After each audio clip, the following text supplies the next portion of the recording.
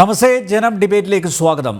Munambam judicial കമ്മീഷനെ നിയമിച്ചത് എന്തധികാരത്തിലെന്ന് സർക്കാരിനോട് ഹൈക്കോടതി. കേന്ദ്രമാണോ സംസ്ഥാനമാണോ ജുഡീഷ്യൽ കമ്മീഷനെ നിയമിക്കേണ്ടത്?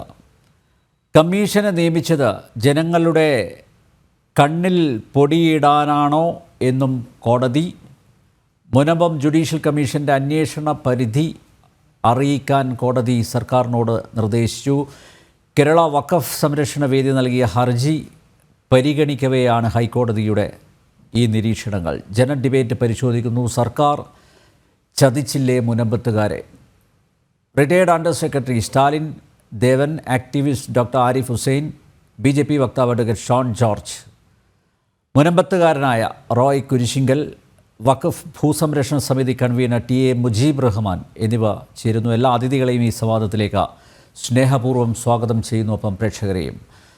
ഞാൻ ഈ സംവാദം ഷോണിൽ നിന്ന് ആരംഭിക്കുകയാണ്. ഷോൺ, സിവിൽ കോടതി തീർപ്പാക്കിയ ഭൂമി കേസടക്കം മുനമ്പം വഖഫ് വിഷയത്തിൽ സർക്കാർ റിട്ടയേർഡ് ഹൈക്കോടതി ജഡ്ജി CN രാമചന്ദ്രൻ നായരെ ജുഡീഷ്യൽ കമ്മീഷനായി നിയമിച്ചത് എന്ത് അധികാരത്തിൽ എന്നാണ് ഹൈക്കോടതിയുടെ ചോദ്യം.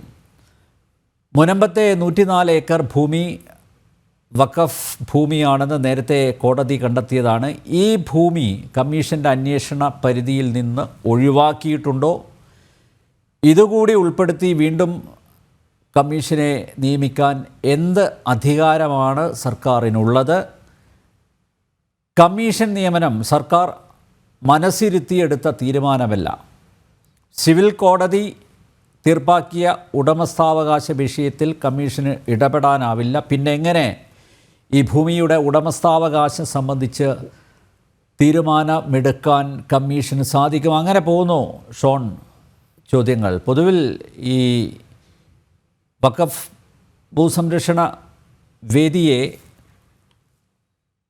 പിന്തുണക്കുന്ന തരത്തിലുള്ള ചില ഇടപെടലുകളാണ് കോടതിയുടെ ഭാഗത്തു നിന്ന് ഇന്നലെ ഉണ്ടായിരിക്കുന്നത്. നമ്മളൊക്കെ നേരത്തെ പറഞ്ഞതാണ്, ഇങ്ങനെ ഒരു ജുഡീഷ്യൽ അന്വേഷണ കമ്മീഷൻ്റെ ആവശ്യമില്ല എന്ന് നേരത്തെ തന്നെ പറഞ്ഞതാണ്. അതൊരു ഐവാഷ്, ഒരു വിവാദമുണ്ടായ സാഹചര്യത്തിൽ സർക്കാർ തടി തപ്പാൻ വേണ്ടി ജുഡീഷ്യൽ അന്വേഷണ കമ്മീഷനെ വെച്ചു എന്നല്ലാതെ അപ്പുറത്തേക്ക് കമ്മീഷൻ്റെ പ്രസക്തിയില്ല എന്ന് അന്നേ ചർച്ച ചെയ്തിരുന്നതാണ്. പക്ഷേ എങ്കിലും കോടതിയുടെ നിരീക്ഷണങ്ങൾ പരിശോധിക്കുമ്പോൾ എന്ത് തോന്നുന്നു അഡ്വക്കേറ്റ് ഷോൺ ജോർജ്? എനിക്ക് ഈ വിഷയവുമായി ബന്ധപ്പെട്ട് മുനമ്പം സമരത്തിന്റെ ഒരു ചരിത്രം ഒന്ന് പറയാതെ മുമ്പോട്ട് പോകാൻ കഴിയില്ല. ഈ സമരത്തിന്റെ തുടക്കം മുതൽ ഈ സമരത്തെ ലഘൂകരിക്കാനും ലാഘവത്തോടു കൂടി കാണാനും ഇതൊരു പ്രാദേശിക വിഷയമായി ഇതിനെ ചിത്രീകരിക്കുവാനും വേണ്ടി വലിയ ശ്രമങ്ങളാണ് കാലാകാലങ്ങളായി നടന്നത്. പക്ഷേ മുനമ്പം സമരസമിതി, ഞാൻ ഓർക്കുന്നു, മുനമ്പത്തെ ഇന്ന് കാണുന്ന ആ സമരപന്തല് ഉയരുന്നതിന് മുമ്പ് എറണാകുളത്ത് ഹൈക്കോടതിന് മുമ്പിൽ 1G സ്ക്വയറിൽ വെച്ച് ഒരു സമരം സംഘടിപ്പിക്കുകയുണ്ടായി. അന്ന് ജനപ്രതിനിധികൾ ഉൾപ്പെടെ MPയും MLA മാരും ഒക്കെ ആ യോഗത്തിൽ പങ്കെടുത്തു. ആ യോഗത്തിൽ പങ്കെടുത്ത ഒരു വ്യക്തിയാണ് ഞാൻ. അവിടെ മുതൽ എനിക്കറിയാം ഇത് മുനമ്പത്തെ ഭേദഗതി നിയമവുമായി ഏതെങ്കിലും തരത്തിൽ എന്തോ ഒരു ഡിസ്റ്റർബൻസ് ഉണ്ട് ഷോൺ. ഈ സൂമിലുള്ള ആരുടെയോ വീട്ടിലെ ശബ്ദമാണ് കേൾക്കുന്നത്. ഒന്ന് കൺട്രോൾ ചെയ്യുക പ്ലീസ്. ഷോൺ തുടരാം. ഇതിന്റെ സമരത്തിന്റെ തുടക്കം മുതൽ വഖഫ് ഭേദഗതി നിയമവും മുനമ്പവും തമ്മിൽ ബന്ധമില്ല എന്ന് സ്ഥാപിക്കാനും മുനമ്പത്തെ വിഷയങ്ങൾ പരിഹരിക്കാൻ വഖഫ് ഭേദഗതി ആവശ്യമില്ല എന്ന് സ്ഥാപിക്കാനും വലിയ ശ്രമങ്ങളാണ് ഇടതുപക്ഷ ജനാധിപത്യ മുന്നണിയുടെയും അതിനുശേഷം കോൺഗ്രസിന്റെ നേതൃത്വത്തിൽ നടന്നിട്ടുള്ളത്. നമുക്കറിയാം, അവിടുത്തെ MLA ശ്രീ ഉണ്ണികൃഷ്ണൻ മുനമ്പത്തുകാരെ വ്യക്തിപരമായി സഹായിച്ച മനുഷ്യനാണ്. ഞാൻ അതിനകത്ത് അദ്ദേഹത്തെ ഞാൻ കുറ്റം പറയില്ല.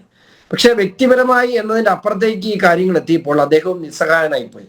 നമുക്കറിയാം, ഇത് ആ 1G സ്ക്വയറിലെ മീറ്റിങ്ങിന് ശേഷം അവിടെ ചെന്നപ്പോ കോൺഗ്രസിന്റെ ഒരു ജനപ്രതിനിധി എന്നോട് ചോദിച്ചു, താങ്കള് എന്നെ കൊച്ചിയിൽ മത്സരിക്കാൻ പോവുകയാണോ? ഞാൻ ചിരിച്ചുകൊണ്ട് ഞാൻ തിരിച്ചു പോന്നു. ഇത് നിങ്ങൾ ഉദ്ദേശിക്കുന്ന പോലെ ഇത് എവിടെയും എത്തില്ല. അപ്പൊ എന്നോട് എന്റെ പാർട്ടി നിർദ്ദേശിച്ചത് ഇതിന് നമ്മുടെ പിന്തുണ അറിയിക്കുക എന്ന് മാത്രമാണ്. പക്ഷേ ഈ വിഷയത്തില് ഇതിന്റെ പ്രസക്തി സ്വാഭാവികമായും കാലാകാലങ്ങളായി കേന്ദ്രം നിർമ്മിക്കുന്ന ഏതു നിയമത്തെയും അത് ന്യൂനപക്ഷ വിരുദ്ധ നിയമങ്ങളായി ചിത്രീകരിക്കാനും ആ അത്തരം നിയമങ്ങളെ കേരളത്തിൽ കരിനിയമങ്ങളായി ചിത്രീകരിക്കുവാനും ഒക്കെ വലിയ ശ്രമം കാലാകാലങ്ങളായി നടന്നിട്ടുണ്ട്. നമുക്കറിയാം, പൗരത്വ ഭേദഗതി നിയമം വന്ന സമയത്തും ഇതിനു മുമ്പും നരേന്ദ്രമോദി സർക്കാർ കൊണ്ടുവരുന്ന ഏത് നിയമവും കേരളത്തിൽ അവതരിപ്പിക്കപ്പെടുന്നത് ന്യൂനപക്ഷ വിരുദ്ധ കാടൻ നിയമങ്ങളായിട്ടാണ്. അത്തരത്തിലുള്ള ഒരു നിയമമായി തന്നെ, അത്തരത്തിലുള്ള ഒരു ഭേദഗതിയായി തന്നെയാണ് വഖഫ് ഭേദഗതി നിയമവും കേരളത്തിൽ അവതരിപ്പിക്കപ്പെട്ടത്. പക്ഷേ മുനമ്പത്തിന്റെ യാഥാർത്ഥ്യങ്ങൾ, മുനമ്പത്തിന്റെ സത്യങ്ങൾ, മുനമ്പത്തെ ജനങ്ങളുടെ പ്രതിസന്ധി യഥാർത്ഥത്തിൽ എന്താണ് വഖഫ് ബോർഡിന്റെ അല്ലെങ്കിൽ വഖഫ് ആക്ടിന്റെ 95-ലെയും 2013-ലെ ഭേദഗതിയുടെയും വഖഫ് ആക്ട് വഴി ഉണ്ടായ ദോഷങ്ങൾ എന്താണ് എന്ന് ജനങ്ങൾക്ക് വരച്ചു കൊടുക്കുന്നതായിരുന്നു മുനമ്പത്തിന്റെ പ്രശ്നങ്ങൾ. പിന്നെ മുനമ്പത്തിന്റെ സമരം ആരംഭിച്ചു. മുനമ്പത്തിന്റെ സമരം ആരംഭിച്ചതിന് ശേഷം ആ സമരപ്പന്തലിൽ വന്ന് ഐക്യദാർഢ്യം പ്രകടിപ്പിച്ച് തൊട്ടടുത്ത നിയോജകമണ്ഡലംകാരനും കേരളത്തിന്റെ പ്രതിപക്ഷ നേതാവുമായ ശ്രീ വി ഡി സതീശൻ അവിടെ വന്ന അനുഭവം പ്രകടിപ്പിച്ചു പോയ 5-ാമത്തെ ദിവസം കേരള നിയമസഭയിൽ വഖഫ് ഭേദഗതി നിയമത്തിനെതിരെ ഐക്യകണ്ഠേന നിയമം പാസാക്കി. നിയമമല്ല, പ്രമേയം പാസാക്കി. ആ പ്രമേയം പാസാക്കി ഇവിടെ ഇവരോട് പ്രമേയം ആവശ്യപ്പെടുവോ അല്ലെങ്കിൽ സർക്കാരിന്റെ നിലപാട് എന്തെന്ന് അറിയിക്കുകയോ ചെയ്യാനൊന്നും JPC ആവശ്യപ്പെടുവോ കേന്ദ്ര സർക്കാർ ആവശ്യപ്പെടുകയും ചെയ്തില്ല. പക്ഷെ അവിടെ ഒരു വലിയ പ്രീണനം നമ്മൾ കണ്ടു. അതിനുശേഷം വീണ്ടും മുനമ്പത്തെത്തി. അപ്പോഴത്തേനും ഈ വിഷയം വലിയ രീതിയിൽ കേരളത്തിൽ ചർച്ചയായി. സഭാ നേതൃത്വം ഇടപെട്ടു. പൊതുസമൂഹം വലിയ രീതിയിൽ മുനമ്പം ഒരു ചർച്ചയാകുകയും മുനമ്പത്തേക്ക് ഒഴുകിയെത്തുകയും ചെയ്തു. അത് കേരളക്കരയാകെ, അതിന് ജാതി മത ചിന്തകളൊന്നുമില്ലാതെ തന്നെ കേരളക്കരയാകെ മുനമ്പത്തേക്ക് ഒഴുകിയെത്തുന്ന ഒരു കാഴ്ച നമ്മളവിടെ കണ്ടു. അതിനുശേഷം ഈ കോൺഗ്രസ് പാർട്ടിക്ക് മനസ്സിലായി ഇത് അപകടമാണ്. അപ്പോ കോൺഗ്രസ് പാർട്ടി പുറത്തു വന്ന് ഒരു നിലപാട് പ്രഖ്യാപിക്കും. അതിനുശേഷം എറണാകുളത്തും തിരുവനന്തപുരത്ത് ചെല്ലുമ്പോൾ ആ നിലപാട് മാറും. ഡൽഹിയിൽ ചെല്ലുമ്പോൾ മറ്റൊരു നിലപാടാവും. JPC ഈ വിഷയം പാർലമെന്റിൽ അവതരിപ്പിക്കുകയും അതിനുശേഷം ഈ ബില്ല് JPCക്ക് ജോയിന്റ് പാർലമെന്ററി കമ്മിറ്റിക്ക് അയക്കുകയും ചെയ്തു. ജോയിന്റ് പാർലമെന്ററി കമ്മിറ്റിയിൽ എത്ര പ്രാവശ്യം അത് നടന്നിട്ടുണ്ടോ അന്നെല്ലാം ജോയിന്റ് പാർലമെന്ററി കമ്മിറ്റിയിൽ വലിയ രീതിയിലുള്ള സംഘർഷങ്ങൾ ഉണ്ടായി. ചെയർമാന് നേരെ കുപ്പിയെറിയുന്ന സാഹചര്യം, ചെയർമാൻ കൈ കടിച്ചു പറിക്കുന്ന സാഹചര്യം ഒക്കെ അതൊക്കെ നമ്മൾ ഈ ദിവസങ്ങളിൽ കണ്ടതാണ്. അതിനുശേഷമാണ് കേരളത്തിൽ ഒരു ബൈ ഇലക്ഷൻ ഉണ്ടാകുന്നത്. കേരളത്തിൽ ബൈ ഇലക്ഷൻ ഉണ്ടായി. പാലക്കാടും ചേലക്കരയിലും വയനാട്ടിലും ബൈ ഇലക്ഷൻ ഉണ്ടായി. ആ ബൈ ഇലക്ഷൻ സമയത്ത് നമുക്കറിയാം, ബഹുമാനപ്പെട്ട പാണക്കാട് തങ്ങളും അതുപോലെ കുഞ്ഞാലിക്കുട്ടി സാഹിബും എറണാകുളത്തെ വരാപ്പുഴ രൂപതയിൽ സന്ദർശിച്ചുകൊണ്ട് വഖഫ് ഭൂമി എന്ന് പറയുന്നത് പ്രശ്നമില്ല, വഖഫിൽ നമുക്ക് ക്ലെയിം ഇല്ല, ഈ വസ്തുവിൽ ആ പാവപ്പെട്ടവരെ ഞങ്ങൾ അവിടെ നിന്ന് ഇറക്കി വിടില്ല എന്നൊക്കെ പ്രഖ്യാപിക്കുന്ന ഒരു സാഹചര്യം ഉണ്ടായി. എനിക്ക് തോന്നുന്നു, എനിക്ക് ശേഷം ശ്രീ മുജീബ് ഇവിടെ ഉണ്ട്, അദ്ദേഹം അദ്ദേഹത്തിന്റെ ന്യായീകരണങ്ങളൊക്കെ പറയുമായിരിക്കും. ഞാനൊരു കാര്യം ചോദിച്ചോട്ടെ, ആ പാവങ്ങളെ അവിടെ നിന്ന് ഇറക്കി വിടില്ല എന്ന് നിങ്ങൾ പറയുന്നു. അങ്ങനെയാണെങ്കിൽ അവിടെ ഇറക്കി വിടണ്ട എന്നും പല പ്രാവശ്യം മുജീബ് തന്നെ പറഞ്ഞ് നമ്മൾ കേട്ടിട്ടുണ്ട്. പക്ഷേ അങ്ങനെയാണെങ്കിൽ നിങ്ങൾക്ക് ഈ വസ്തു നിങ്ങൾ എടുത്തോളാൻ പറഞ്ഞുകൊണ്ട് നിങ്ങൾക്ക് വിഡ്രോ ചെയ്ത് പോയാൽ എന്താ കുഴപ്പം? അപ്പൊ നിങ്ങളുടെ ലക്ഷ്യം അതല്ല. ഈ മുനമ്പത്തിന്റെ വിഷയത്തിൽ തോറ്റാൽ അല്ലെങ്കിൽ മുനമ്പം ജനതയുടെ സമരത്തിന് മുമ്പിൽ നിങ്ങളുടെ അടിയറ വെച്ചാൽ വഖഫ് ഭേദഗതി നിയമവും വഖഫ് ആക്ടിലെ ദോഷങ്ങളും ശരിവെക്കുന്ന തലത്തിലേക്ക് പോകും.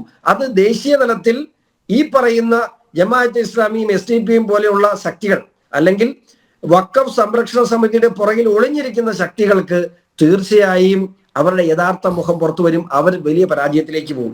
ഇതിനുശേഷം നമ്മുടെ ഈ JPC അംഗമായ അപരാജിത സാരംഗി അവിടെ സമരപ്പന്തൽ സന്ദർശിച്ചു. അതിനുശേഷം ഞാൻ തന്നെ ഡൽഹിയിലെത്തി ബഹുമാനപ്പെട്ട ന്യൂനപക്ഷ വകുപ്പ് മന്ത്രി കിരൺ റിജ്ജു സാറിന്റെ അടുത്ത് വളരെ വിശദമായി ഈ വിഷയങ്ങൾ അവതരിപ്പിച്ചു.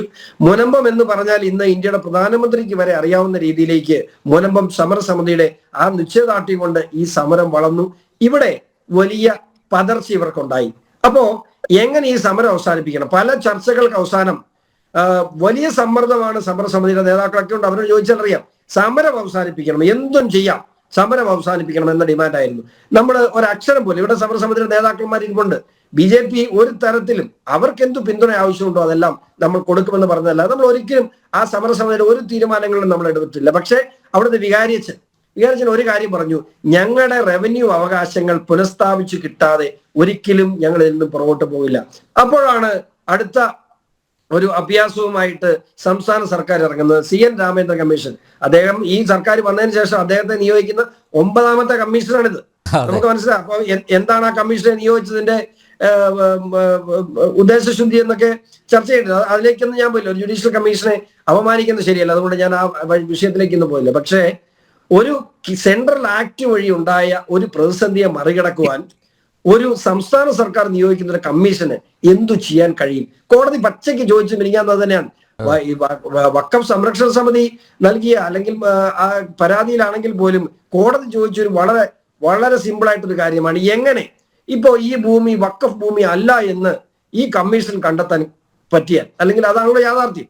അത് പറഞ്ഞാൽ പിറ്റേ ദിവസം രാവിലെ വഖഫ് സംരക്ഷണ സമിതി ഹൈക്കോടതിയിൽ അടുത്ത കേസ് ഫയൽ ചെയ്യും, ഈ കമ്മീഷൻ റിപ്പോർട്ട് സെറ്റിസൈഡ് ചെയ്യാൻ. സ്വാഭാവികമായും വഖഫ് ആക്ട് നിലനിൽക്കുന്നിടത്തോളം കാലം ആ കമ്മീഷൻ മുനമ്പം ജനതയ്ക്ക് അനുകൂലമായി എന്തു തീരുമാനമെടുത്താലും കോടതി വഴി അതിനെ പൂർണ്ണമായും ഇല്ലായ്മ ചെയ്യുവാൻ ഇപ്പോൾ വഖഫ് സംരക്ഷണ സമിതി എന്ന് പറഞ്ഞു നിൽക്കുന്ന ഈ ആൾക്കൂട്ടങ്ങൾക്ക് സാധിക്കും.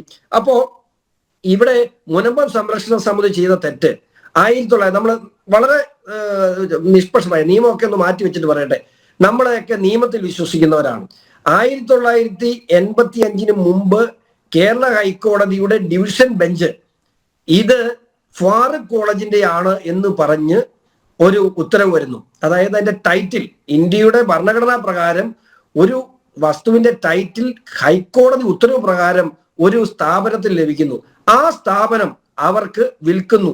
കേരളത്തിന്റെ രജിസ്ട്രേഷൻ ആക്ട് പ്രകാരം കേരളത്തിന്റെ ഭൂമിയുടെ രജിസ്ട്രേഷൻ നിയമങ്ങൾ പ്രകാരം മുനമ്പംകാര് ആ വസ്തു പണം കൊടുത്തു വാങ്ങിക്കുന്നു ഫാറൂഖ് കോളേജിന്റെ കയ്യിൽ നിന്ന്. അതിനുശേഷം 95-ലും 2013-ലും വന്നിട്ടുള്ള 95 ആക്ടും 2013-ലും വന്നിട്ടുള്ള നിയമ ഭേദഗതികൾ വഴി ഒരു ഹൈക്കോടതിയുടെ തീരുമാനത്തെ പോലും മറികടക്കുവാനുള്ള അവകാശം, അതായത് ഇന്ത്യൻ ഭരണഘടനയ്ക്കും ഇന്ത്യൻ നിയമവ്യവസ്ഥയ്ക്കും മുകളിലൊരു ഒരു അവകാശം വഖഫ് ബോർഡിന് ലഭിക്കുന്നത് കൂടി മാത്രമാണ് ഈ പ്രശ്നത്തിൽ യഥാർത്ഥത്തിൽ മുനമ്പം ജനത പ്രതിസന്ധിയിലാകുന്നത്. അപ്പൊ എവിടെയാണ് അതിന്റെ മൂലകാരണം കിടക്കുന്നത്? ആ ആക്ടിലാണ്. ഞാന് ഈ മുനമ്പത്തിന്റെ വിഷയങ്ങൾ മാത്രമല്ല, ഇന്ന് മുനമ്പൻ ജനത ഒരു കത്ത്, ഒരു തുറന്ന കത്ത് ഇന്ത്യയിലുള്ള എല്ലാ രാഷ്ട്രീയ പാർട്ടികൾക്കും ഇന്ത്യയിലുള്ള മുഴുവൻ ജനപ്രതിനിധികൾക്കും അവരൊരു തുറന്ന കത്ത് എന്ന് എഴുതിയിട്ടുണ്ട്. നാളെ അത് പോസ്റ്റ് ചെയ്യുകയാണ്.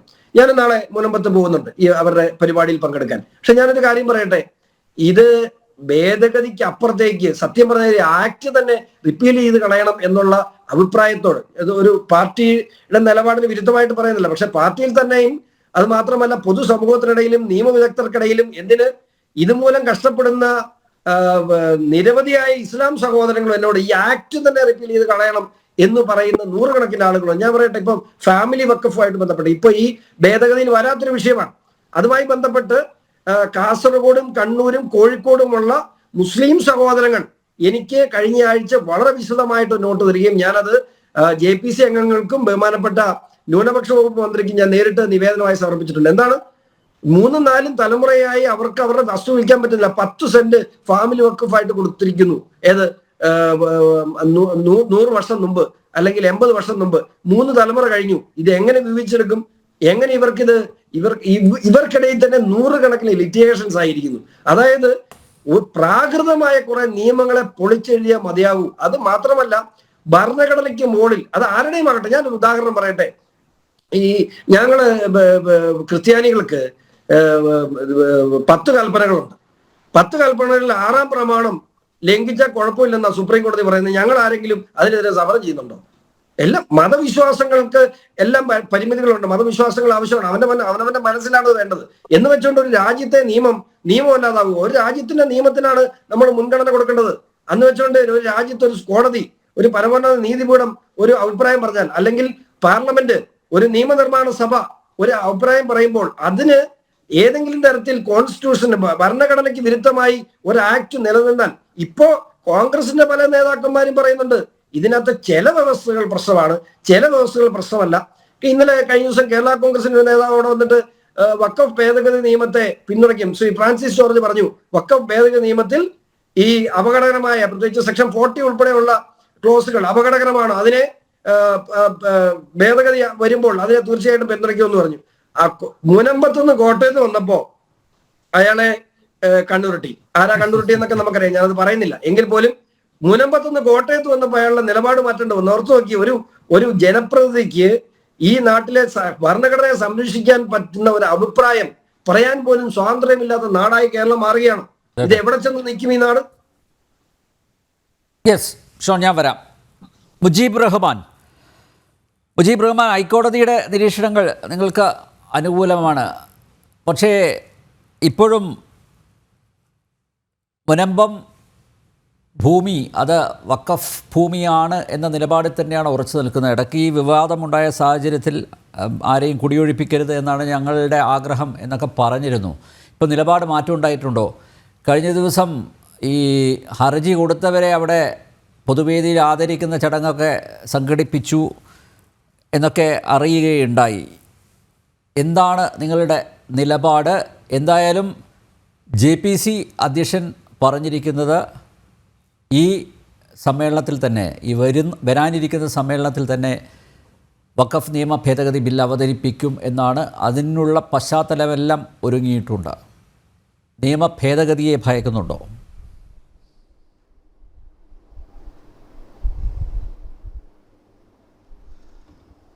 മുനമ്പത്ത് 404.76 ഏക്കർ വഖഫ് ഭൂമി 1950 സിദ്ദിഖ് സെട്ട് എന്ന ഒരു മനുഷ്യൻ കോഴിക്കോട് കേന്ദ്രീകരിച്ചുകൊണ്ട് പ്രവർത്തിക്കുന്ന ഫാറൂഖ് കോളേജിൻ്റെ വിദ്യാഭ്യാസ ആവശ്യങ്ങൾക്ക് വേണ്ടി വഖഫ് ചെയ്ത ഭൂമിയാണ്. ആ ഭൂമിയുമായി ബന്ധപ്പെട്ട് 1950 മുതൽ ഈ 2025 വരെയുള്ള 3/4 നൂറ്റാണ്ട് കാലത്തോളം അവിടെ ഏതെങ്കിലും രീതിയിലുള്ള ഒരു സംഘർഷഭരിതമായിട്ടുള്ള ഒരു സാഹചര്യം മുസ്ലിം സമുദായത്തിൻ്റെ ഭാഗത്തു നിന്ന് ഉണ്ടായിട്ടില്ല.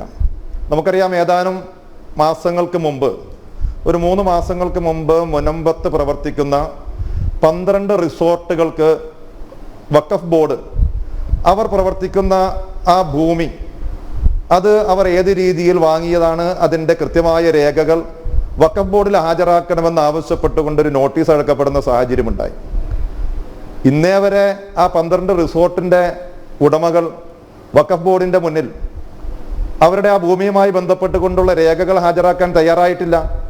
അവിടെ നടന്നിട്ടുള്ളത്, ആ റിസോർട്ടിന് അവരുടെ ഭൂമിയുടെ രേഖകൾ ഹാജരാക്കുവാൻ ആവശ്യപ്പെട്ടുകൊണ്ട് വഖഫ് ബോർഡ് അടിച്ച ആ പരാതിയുടെ, അതല്ലെങ്കിൽ അതുമായി ബന്ധപ്പെട്ടുകൊണ്ടുള്ള ആ കത്തിൻ്റെ അടിസ്ഥാനത്തിൽ പിന്നീട് നമ്മൾ കാണുന്നത് മുനമ്പത്തെ 200ഓളം വരുന്ന അവിടുത്തെ പാവപ്പെട്ട മത്സ്യത്തൊഴിലാളികളെ സംഘടിപ്പിച്ചുകൊണ്ട് അവിടുത്തെ ഒരു ക്രിസ്ത്യൻ പള്ളിയുടെ കോമ്പൗണ്ടിൽ അവിടെ സമരം നടത്തുന്ന ഒരു സാഹചര്യമാണ് കണ്ടത്. അവിടെ ഷോൺ ജോർജിനെ പോലെയുള്ള, അദ്ദേഹത്തിൻ്റെ പിതാവ് PC ജോർജിനെ പോലെയുള്ളവർ വന്നുകൊണ്ട് വർഗീയമായ രീതിയിൽ മുസ്ലിം സമുദായത്തെയും വഖഫ് നിയമത്തെയും അധിക്ഷേപിക്കുന്ന സാഹചര്യമാണ് ഉണ്ടായിട്ടുള്ളത്. അതുമായി ബന്ധപ്പെട്ടുകൊണ്ട് കേരളത്തിലുണ്ടായിട്ടുള്ള ചർച്ചകൾ നാം നോക്കുമ്പോൾ, ഇവിടെ ഇടതുപക്ഷ ജനാധിപത്യ മുന്നണി നേതൃത്വം കൊടുക്കപ്പെടുന്ന സർക്കാരും അതിൻ്റെ സംവിധാനങ്ങളും ഇവിടുത്തെ പ്രതിപക്ഷവും പ്രതിപക്ഷ നേതാവും ഇവിടുത്തെ കേരള കോൺഗ്രസുകളുടെ A മുതൽ Z വരെയുള്ള മുഴുവൻ പ്രസ്ഥാനങ്ങളും, അതേപോലെ തന്നെ ഇവിടുത്തെ മുഴുവൻ സംവിധാനങ്ങളും ഈ പറയപ്പെടുന്ന സമരപ്പന്തലിൽ വന്നുകൊണ്ട് ഐക്യദാർഢ്യം പ്രഖ്യാപിക്കുകയും പല നേതാക്കളുമൊക്കെ, അതേപോലെ തന്നെ BJPയുടെ അഖിലേന്ത്യാ നേതാക്കളൊക്കെ അവിടെ വന്നുകൊണ്ട് വഖഫ് നിയമത്തിനെതിരെ വളരെ മോശമായ രീതിയിലുള്ള, കേരളത്തിൽ നിന്നുള്ള, തൃശ്ശൂരിൽ നിന്നുള്ള ജനപ്രതിനിധിയായിട്ടുള്ള സുരേഷ് ഗോപി MP, അദ്ദേഹം കേരളത്തിലെ, ഇന്ത്യയിലെ മുഴുവൻ ജനങ്ങളുടെയും ജനപ്രതിനിധിയാണ് എന്നുള്ള ആ യാഥാർത്ഥ്യം മറന്നുകൊണ്ട് കേരളത്തിലെ, ഇന്ത്യയിലെ മുസ്ലിം സമുദായത്തെ വളരെ പച്ചയായ രീതിയിൽ PC ജോർജ് കഴിഞ്ഞ ദിവസം പറഞ്ഞ മുസ്ലിം വിരുദ്ധ പരാമർശം പോലെ തന്നെ ഒരു ഉത്തരവാദിത്തപ്പെട്ട കേന്ദ്രമന്ത്രി തന്നെ ആ സമരപ്പന്തലിൽ വന്നുകൊണ്ട് വഖഫ് നിയമത്തിനെതിരെ സംസാരിക്കുന്ന ഒരു കാഴ്ചയാണ് നാം കണ്ടത്.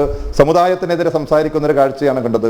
നിങ്ങൾ മനസ്സിലാക്കേണ്ടത്, മുസ്ലിം സമുദായമോ അതല്ലെങ്കിൽ അതുമായി ബന്ധപ്പെട്ടുകൊണ്ട് വഖഫ്, മുനമ്പത്തെ വഖഫ് വിഷയവുമായി ബന്ധപ്പെട്ടുകൊണ്ട് പ്രവർത്തിച്ചു കൊണ്ടിരിക്കുന്ന വിനീതനായ ഞാൻ ഉൾപ്പെടെയുള്ള പ്രവർത്തകർ, അതല്ലെങ്കിൽ ഈ വഖഫ് സംരക്ഷിക്കണമെന്ന് ആവശ്യപ്പെട്ടുകൊണ്ട് പ്രവർത്തിച്ചു കൊണ്ടിരിക്കുന്ന വഖഫ് സംരക്ഷണ സമിതിയുടെ നേതൃത്വത്തിൽ ഏതെങ്കിലും രീതിയിലുള്ള പ്രതിഷേധങ്ങളോ സമ്മേളനങ്ങളോ ആരോടെങ്കിലുമുള്ള ഒരു യുദ്ധപ്രഖ്യാപനങ്ങളോ നടത്തിയിട്ടില്ല.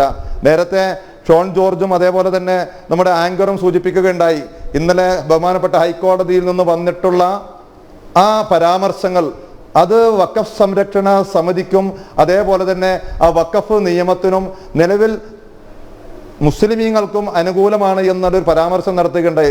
ആങ്കറും അതേപോലെ തന്നെ PC ജോർജിന്റെ മകൻ ഷോൺ ജോർജും ശ്രദ്ധിക്കേണ്ട ഒരു കാര്യമുണ്ട്, ഇതുമായി ബന്ധപ്പെട്ടുകൊണ്ട് കാലങ്ങളായി വന്നിട്ടുള്ള ഏതൊരു കോടതി വിധികളെ കുറിച്ച് നിങ്ങളൊന്ന് പരിശോധിച്ചു നോക്കിക്കോ. ഏതെങ്കിലും ഒരു കോടതി വിധിയിൽ അത് വഖഫല്ല എന്ന് പരാമർശിക്കപ്പെട്ടിട്ടുണ്ടോ? ഇവിടെ നിയമത്തെ കയ്യിലെടുത്തുകൊണ്ട് നേരത്തെ അദ്ദേഹം സൂചിപ്പിച്ചു, എറണാകുളത്ത് ഹൈക്കോടതി ജംഗ്ഷനിൽ അവിടുത്തെ സമരസമിതിയുടെ നേതൃത്വത്തിൽ അതേപോലെ തന്നെ ബിഷപ്പുമാരുടെ നേതൃത്വത്തിൽ അദ്ദേഹം ക്ഷണിക്കപ്പെടാത്തൊരു അതിഥിയായി അദ്ദേഹം അവിടെ വന്നിരുന്നു, ഞാൻ മനസ്സിലാക്കുന്നു.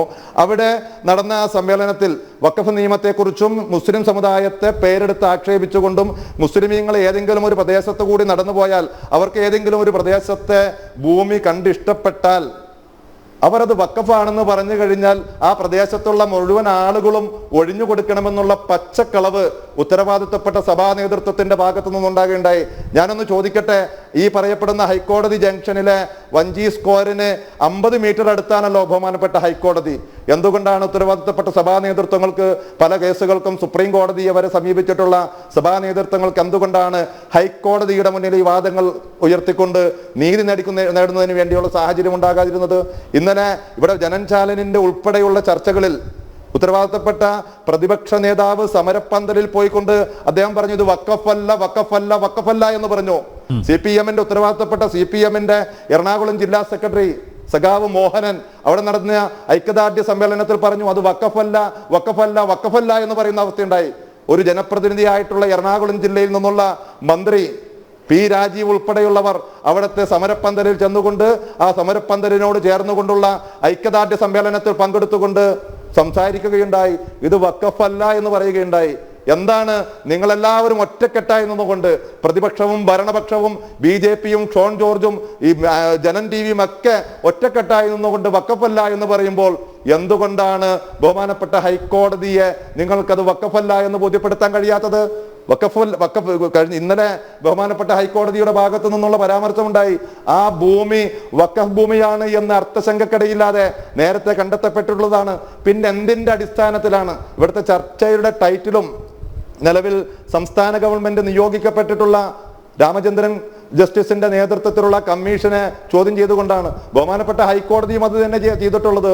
ഇവിടെ നിലവിൽ വഖഫ് ഭൂമിയാണ് എന്ന് കണ്ടെപ്പെട്ടിട്ടുള്ള 404.76 ഏക്കർ ഭൂമിയുമായി ബന്ധപ്പെട്ടുകൊണ്ട് എന്തടിസ്ഥാനത്തിലാണ് സർക്കാർ ഒരു പുതിയ കമ്മീഷൻ നിയോഗിച്ചിട്ടുള്ളത്? അത് തന്നെയാണ് ഞങ്ങൾക്കും ചോദിക്കാനുള്ളത്. നിങ്ങളുടെ ടൈറ്റിലും അത് തന്നെയാണ്. അങ്ങനെ ഒരു കമ്മീഷനെ നിയോഗിക്കുവാനുള്ള യാതൊരു സാഹചര്യവും ഇല്ല എന്ന് മാത്രമല്ല, ഇപ്പോൾ ബഹുമാനപ്പെട്ട ഹൈക്കോടതിയുടെ ഭാഗത്തു നിന്നുണ്ടായിട്ടുള്ള ആ പരാമർശത്തിന്റെ അടിസ്ഥാനത്തിൽ ചർച്ച നടക്കുമ്പോൾ നിങ്ങൾ മനസ്സിലാക്കേണ്ടത്, നേരത്തെ ഈ കമ്മീഷനെ നിയോഗിച്ച സമയത്ത് സമരപ്പന്തലിൽ നിന്ന് അന്ന് രാത്രി പന്തംകൊളുത്തി പ്രകടനം ഉൾപ്പെടെയുള്ള പ്രതിഷേധങ്ങളുണ്ടായി. പിന്നീട് നാം കാണുന്നത് പിറ്റേ ദിവസം അവിടെ സർക്കാർ നിയോഗിച്ച് നിഷ്പക്ഷനായി നിൽക്കേണ്ട ഒരു കമ്മീഷൻ പത്രസമ്മേളനത്തിലൂടെ പറയുന്നു എന്നെ ചുമതലപ്പെടുത്തിയിട്ടുള്ളത് അവിടുത്തെ ആ ആളുകളുടെ പുനരധിവാസം എന്ന വിഷയം മാത്രം മുൻനിർത്തിക്കൊണ്ടാണ്. ആയതുകൊണ്ട് തന്നെ അവർ ഈ കമ്മീഷനെ അംഗീകരിച്ചിട്ടുണ്ട്, കമ്മീഷനെ സ്വാഗതം ചെയ്തിട്ടുണ്ട്. അവരുടെ ആ സ്വാഗതം ചെയ്യലിനെ ഞാൻ സ്വാഗതം ചെയ്തു എന്ന് പറഞ്ഞുകൊണ്ട് ഈ പറയപ്പെടുന്ന കമ്മീഷൻ ഈ സമരപ്പന്തലിൽ അവിടുത്തെ വിഷയം പഠിക്കുന്നതിന് വേണ്ടി സമരപ്പന്തൽ സന്ദർശിച്ചുകൊണ്ട് ഒരിക്കലും ഒരു കമ്മീഷന്റെ ഭാഗത്തു നിന്നുണ്ടാകാൻ പാടില്ലാത്ത തീരുമാനം അദ്ദേഹത്തിന്റെ ഭാഗത്തുനിന്നുണ്ടായി, പ്രവർത്തനം അദ്ദേഹത്തിന്റെ ഭാഗത്തുനിന്നുണ്ടായി. അദ്ദേഹം പറഞ്ഞത് ഇത് വഖഫ് ഭൂമിയാണ് എന്ന് ഒരു കോടതിയും പറഞ്ഞിട്ടില്ല. ഒരു കോടതിയും മുനമ്പത്ത് 404 ഏക്കർ ഭൂമി വഖഫ് ഭൂമിയാണ് എന്ന് പറഞ്ഞിട്ടില്ല. വഖഫാണോ വഖഫല്ലയോ എന്ന് തീരുമാനിക്കാൻ സർക്കാർ അദ്ദേഹത്തെ നിയോഗിച്ചിട്ടില്ല. പക്ഷേ എന്നിട്ടും കമ്മീഷൻ അദ്ദേഹത്തിന്റെ കോടതി തന്നെയല്ലേ മുനമ്പത്തുകാർക്ക് റവന്യൂ അവകാശം കൊടുത്തത്, അല്ലേ? കരം അടക്കാനുള്ള അവകാശം അടക്കം കൊടുത്തത് കോടതി തന്നെയല്ലേ? പന്തലിൽ കമ്മീഷൻ സന്ദർശിച്ചുകൊണ്ട് കമ്മീഷൻ പറയുന്നു നിങ്ങളോടൊപ്പം ഞാനുണ്ടാകും, നിങ്ങൾക്ക് നീതി ലഭിക്കുന്നതിന് വേണ്ടി ഞാൻ നിങ്ങളോടൊപ്പം, നിങ്ങൾക്ക് വേണ്ടി ഞാൻ പ്രാർത്ഥിക്കുന്നു എന്ന് ഒരു നിഷ്പക്ഷനായി പ്രവർത്തിക്കേണ്ട കമ്മീഷൻ പറഞ്ഞിട്ടുണ്ടെങ്കിൽ ജനൻ ചാനലിന് മാത്രമല്ല വഖഫ് സംരക്ഷണ സമിതിക്ക് കമ്മീഷനെ നിയോഗിച്ചതിലും അതേപോലെ തന്നെ കമ്മീഷന്റെ ഇടപെടലിലും അദ്ദേഹത്തിന്റെ പരാമർശത്തിലും ശക്തമായ പ്രതിഷേധമുണ്ട് എന്നറിയിക്കുകയാണ്. യെസ് ഞങ്ങൾ ഉദ്ദേശിച്ചത് ഈ സർക്കാരിൻ്റെ കണ്ണിൽ പൊടിയിടുന്ന, ജനങ്ങളുടെ കണ്ണിൽ പൊടിയിടുന്ന, മുനമ്പത്തുകാരുടെ കണ്ണിൽ പൊടിയിടുന്ന ആ ഒരു അഭ്യാസം, അതുകൊണ്ട് തന്നെയാണ് ഞങ്ങൾ അന്നേ പറഞ്ഞത് ഈ കമ്മീഷനെ കൊണ്ട് വലിയ പ്രയോജനം ഒന്നുമില്ല. ഇത് അത്രയും സമയം പിടിച്ചു നിൽക്കാൻ വേണ്ടി, സർക്കാരിന് പിടിച്ചു നിൽക്കാൻ വേണ്ടി ഒരു കമ്മീഷനെ വെച്ചു എന്നല്ലാതെ അന്വേഷണം നടക്കുന്നുണ്ടല്ലോ എന്ന് പറയാമല്ലോ സർക്കാരിന്, അത്രമാത്രമേ ഉള്ളൂ. സതുദ്ദേശപരമായിട്ടല്ല ഇങ്ങനെ ഒരു ജുഡീഷ്യൽ അന്വേഷണ കമ്മീഷനെ വെച്ചത്. അതുകൊണ്ട് തന്നെയാണ് കഴിഞ്ഞ ദിവസം കോടതിയും പറഞ്ഞത് ഇത് മൈൻഡ് അപ്ലൈ ചെയ്തിട്ടില്ല എന്നാണ്. അദ്ദേഹത്തിൻ്റെ പരാമർശം തന്നെ അങ്ങനെയാണ്, ജസ്റ്റിസ് ബെച്ചു കുര്യൻ്റെ പരാമർശം തന്നെ അങ്ങനെയാണ്. മൈൻഡ് അപ്ലൈ ചെയ്തിട്ടല്ല സർക്കാർ ഇങ്ങനെ ഒരു കമ്മീഷനെ നിയമിച്ചത് എന്നാണ്. ഡോക്ടർ ആരിഫ് ഹുസൈൻ, മുജീബ് റഹ്മാന്റെ വാദങ്ങളെ എങ്ങനെ നോക്കിക്കാണുന്നു, ഒപ്പം കോടതിയുടെ നിരീക്ഷണങ്ങളെ? ഈ ജുഡീഷ്യൽ കമ്മീഷൻ നിയമിച്ച അന്ന് നമ്മളിത് സംബന്ധിച്ചിട്ട് ചർച്ച നടത്തിയതാണ്. അന്ന് നമ്മൾ പറഞ്ഞു ഇത് സത്യത്തിൽ കണ്ണിൽ പൊടിയിടാനുള്ള ഒരു സംഗതി എന്ന് മാത്രമല്ല, ഇത് ഒരു പ്രീണന രാഷ്ട്രീയത്തിന്റെ ഒരു വശം കൂടിയാണ് ഇത് കാണിക്കുന്നത് എന്ന് പച്ചയ്ക്ക് പറഞ്ഞതാണ്. അതാണ് ഇപ്പൊ ഇവിടെ കണ്ടിരിക്കുന്നത്. കാരണം ഇവിടെ പറഞ്ഞു, നിങ്ങൾ നേരെ സൂചിപ്പിച്ചു, ഈ കോടതിയുടെ നിരീക്ഷണം അത് സംരക്ഷണ സമിതിക്ക് അനുകൂലമാണ് എന്ന് ഇവിടെ നിരീക്ഷിക്കേണ്ടായി. ആ ഒരു ധ്വനി ഉണ്ടാകാൻ വളരെ സാധ്യതയുള്ള ഒരു നീക്കം തന്നെയാണ് സത്യത്തിൽ ഈ സംരക്ഷണ സമിതി രൂപീകരിക്കുക എന്ന് പറയുന്നത്. കാരണം അതായത് സർക്കാർ നേരിട്ട് പറഞ്ഞിട്ടുമില്ല, എന്നാൽ സംരക്ഷണ സമിതി പറഞ്ഞ കാര്യങ്ങൾ ശരിയാണ് എന്ന് ഒരു തേർഡ് പാർട്ടിയെ കൊണ്ട് പറയിപ്പിക്കുന്നതിന് തുല്യമായ ഒരു രീതി. ഇത് സത്യമായിട്ടും നമ്മളൊന്ന് നോക്കുകയാണെന്നുണ്ടെങ്കിൽ ഈ കമ്മ്യൂണിസ്റ്റ് ഗവൺമെന്റ് ഇവിടെ ചെയ്തിരിക്കുന്ന ആ പരിപാടി അതാർക്കും മനസ്സിലാവില്ല എന്നാണ് അവർ ധരിച്ചിരിക്കുന്നത്. ഇത് നമ്മൾ തിരിച്ചറിയണം. അതായത് അവർ നേരിട്ട് പറഞ്ഞു കഴിഞ്ഞാൽ വലിയ തോതിൽ ബാക്ക്ലാഷസ് ഉണ്ടാകാൻ സാധ്യതയുള്ള ഒരു സംഗതിയെ വേറൊരാളുകളെ കൊണ്ട് ഇൻഡയറക്ട്ലി പറയിപ്പിച്ചിരിക്കുന്നു. ഇതാണ് ഇപ്പൊ നമ്മൾ ഇവിടെ കണ്ടത്. ഒന്നാമത്തെ കാര്യം അത്. ഇനി രണ്ട്, ഇവിടെ മുജീബ് റഹ്മാൻ ബഹുമാനപ്പെട്ട ഹൈക്കോടതി എന്നിങ്ങനെ ആവർത്തിച്ച് പറയുന്നത് കേൾക്കുമ്പോൾ നമ്മൾ വിചാരിക്കുക കോടതി എന്തോ കാര്യമായിട്ട് പറഞ്ഞ വിഷയങ്ങൾ അത് അപ്പാടെ അങ്ങ് സ്വീകരിച്ചു എന്ന് നമ്മൾ അങ്ങോട്ട് ധരിച്ചു പോവാണ്. ഇവിടെ ഒരു കാര്യം ശ്രദ്ധിക്കേണ്ടത്, മുജീബ് റഹ്മാൻ വളരെ വിചിത്രമായിട്ട് അതേപോലെ തന്നെ വളരെ ക്ലവർലി കാര്യങ്ങൾ വളച്ചൊടിച്ച് അവരുടെ ഭാഗത്തേക്ക് കൊണ്ടുപോകാൻ അവിടെ ചെയ്തിരിക്കുന്നത്. ഒന്നാമത്തെ കാര്യം, ഇത് വഖഫ് ഭൂമിയാണോ അല്ലയോ എന്നത് സംബന്ധിച്ചിട്ടല്ല അവിടെ ഒരു വാദം നടന്നത്. അതാണ് ഒന്നാമത്തെ കാര്യം. രണ്ടാമത്തെ കാര്യം, ഹൈക്കോടതിയല്ല ഏത് കോടതി, സുപ്രീം കോടതി ആണെങ്കിലും അവരുടെ പണി എന്താണ്, നിലവിലുള്ള നിയമം, ആ നിയമം അവിടെ ഉള്ളപ്പോ അതിന് അനുകൂലമായിട്ടോ അല്ലെങ്കിൽ അതിനനുസരിച്ചിട്ടാണോ കാര്യങ്ങൾ നടക്കുന്നത് അല്ലേ എന്ന് പരിശോധിക്കുകയും അതിന് വേണ്ട കാര്യങ്ങൾ ചെയ്യുക എന്നുള്ളതാണ് നമ്മളെ കോടതികളുടെ പ്രധാനപ്പെട്ട ഒരു ജോലി എന്ന് പറയുന്നത്. അതേ ഇവിടെ നടന്നിട്ടുള്ളൂ. അതിന്റെ അടിസ്ഥാനത്തിൽ നിലവിലുള്ള വഖഫ് നിയമത്തിന്റെ ഭാഗമായിട്ടുള്ള സംഗതികൾ അത് പാലിക്കപ്പെട്ടിട്ടുണ്ടോ ഇല്ലേ, ഇതാണ് അവിടെ അന്വേഷിക്കുന്നത്. അങ്ങനെ നോക്കുമ്പോൾ സ്വാഭാവികമായിട്ടും ഇവർ പറയുന്നതിനോട് ചേർന്ന് നിന്നിട്ടുള്ള കാര്യങ്ങൾ പറയാനേ കോടതികൾക്ക് സാധിക്കുള്ളൂ. അതേ ഇവിടെ നടന്നിട്ടുള്ളൂ. അപ്പോ അതിലെ അനീതി അത് തിരിച്ചറിഞ്ഞിട്ട്, അതിലെ പ്രശ്നം അത് തിരിച്ചറിഞ്ഞിട്ട് അത് റിക്കവർ ചെയ്യാൻ വേണ്ടിയിട്ടും അതിനു വേണ്ടിയിട്ടുള്ള കാര്യങ്ങൾ നടത്തുന്നതിന് വേണ്ടിയിട്ടാണ് ഈ വഖഫ് ഭേദഗതി എന്ന് പറയുന്ന സംഗതി ഇവിടെ കൊണ്ടുവരുന്നത്. അപ്പം നമ്മൾ അതല്ല ഇവിടെ ശരിയാക്കി എടുക്കേണ്ടത്. അപ്പൊ അതിന് ഇവർ ഏത് രീതിയിലാണ്, അനുകൂലമാണോ അല്ലേ, അത് നമുക്കിവിടെ കാണുന്നില്ല. അപ്പൊ ഇവിടെ നമ്മൾ പറയുന്ന ഒരു കാര്യം എന്ന് പറയുന്നത്, ഇത്തരത്തിലുള്ള കോടതിയുടെ നീക്കങ്ങളെ പോലും തങ്ങൾക്ക് അനുകൂലമാണ് എന്ന് വരുത്തി തീർത്തുകൊണ്ട് തങ്ങളുടെ വാദങ്ങൾ ശരിയാണെന്ന് സ്ഥാപിക്കാൻ വേണ്ടിയിട്ടുള്ള ഒരു കുൽസിത ശ്രമം, അതാണ് ഇവിടെ മുജീബ് റഹ്മാൻ നടത്തിയത്. അങ്ങനെ ചെയ്ത സ്ഥിതിക്ക് എനിക്ക് മുജീബ് റഹ്മാനോട് ചോദിക്കാനുള്ളത് ഇത്രയേ ഉള്ളൂ. ഇനി മറിച്ചൊരു വിധി വന്നു കഴിഞ്ഞാൽ അന്നും ഈ ബഹുമാനപ്പെട്ട എന്ന് പറഞ്ഞുകൊണ്ട് ആ വിധിയെ സ്വാഗതം ചെയ്യാൻ മുജീബ് റഹ്മാൻ ഇവിടെയൊക്കെ തന്നെ കാണുമോ എന്നാണ് എനിക്ക് ചോദിക്കാനുള്ളത്. ഇപ്പൊ ബാബരി മസ്ജിദിന്റെ വിധി വന്നപ്പോ ഇതൊന്നും പറയുന്നത് കണ്ടില്ലല്ലോ. അവിടെയും ഇതേ കോടതികൾ തന്നെയല്ലേ കാര്യങ്ങൾ പരിശോധിച്ചിട്ട് ചില നിയമങ്ങൾ നടപ്പിലാക്കുന്നത്. അപ്പൊ എന്തുകൊണ്ടാണ് നിങ്ങൾക്ക് ബഹുമാനപ്പെട്ട കോടതി എന്ന് പറഞ്ഞിട്ട് അതിനെ സ്വാഗതം ചെയ്യാൻ നിങ്ങൾക്ക് സാധിക്കാത്തത്? അപ്പൊ നിങ്ങൾക്ക് അനുകൂലമായിട്ടുള്ള കാര്യങ്ങൾ അല്ലെങ്കിൽ അനുകൂലമാണെന്ന് തോന്നിക്കുന്ന കാര്യങ്ങൾ വരുമ്പോ അതങ്ങ് ചാടി വീണ് അതിലങ്ങ് ആഹ്ലാദം പ്രകടിപ്പിച്ച് മുന്നോട്ട് പോയി കോടതിയോടുള്ള ആ കൂറ് അങ്ങനെ പ്രകടിപ്പിക്കാനുള്ള ഒരു അവസരമാക്കി കാണിക്കുന്നു എന്നതിനപ്പുറത്തേക്ക് യഥാർത്ഥത്തിൽ നിങ്ങൾക്ക് ഈ നിയമത്തോട് ഈ ജനങ്ങളോടും എന്തെങ്കിലും ഒരു ചെറിയ ഒരു കൂറെങ്കിലും ഉണ്ടോ എന്നാണ് എനിക്ക് ചോദിക്കാനുള്ളത്. ഇനി ഇതിനപ്പുറത്തേക്ക് ഒരു പ്രധാനപ്പെട്ട കാര്യം, ഗവൺമെന്റ് പറയുന്നത് ഇത് വഖഫല്ല, കോൺഗ്രസ് കയറി ഇറങ്ങി പറയുന്നു വഖഫല്ല എന്ന് പറയുന്നു.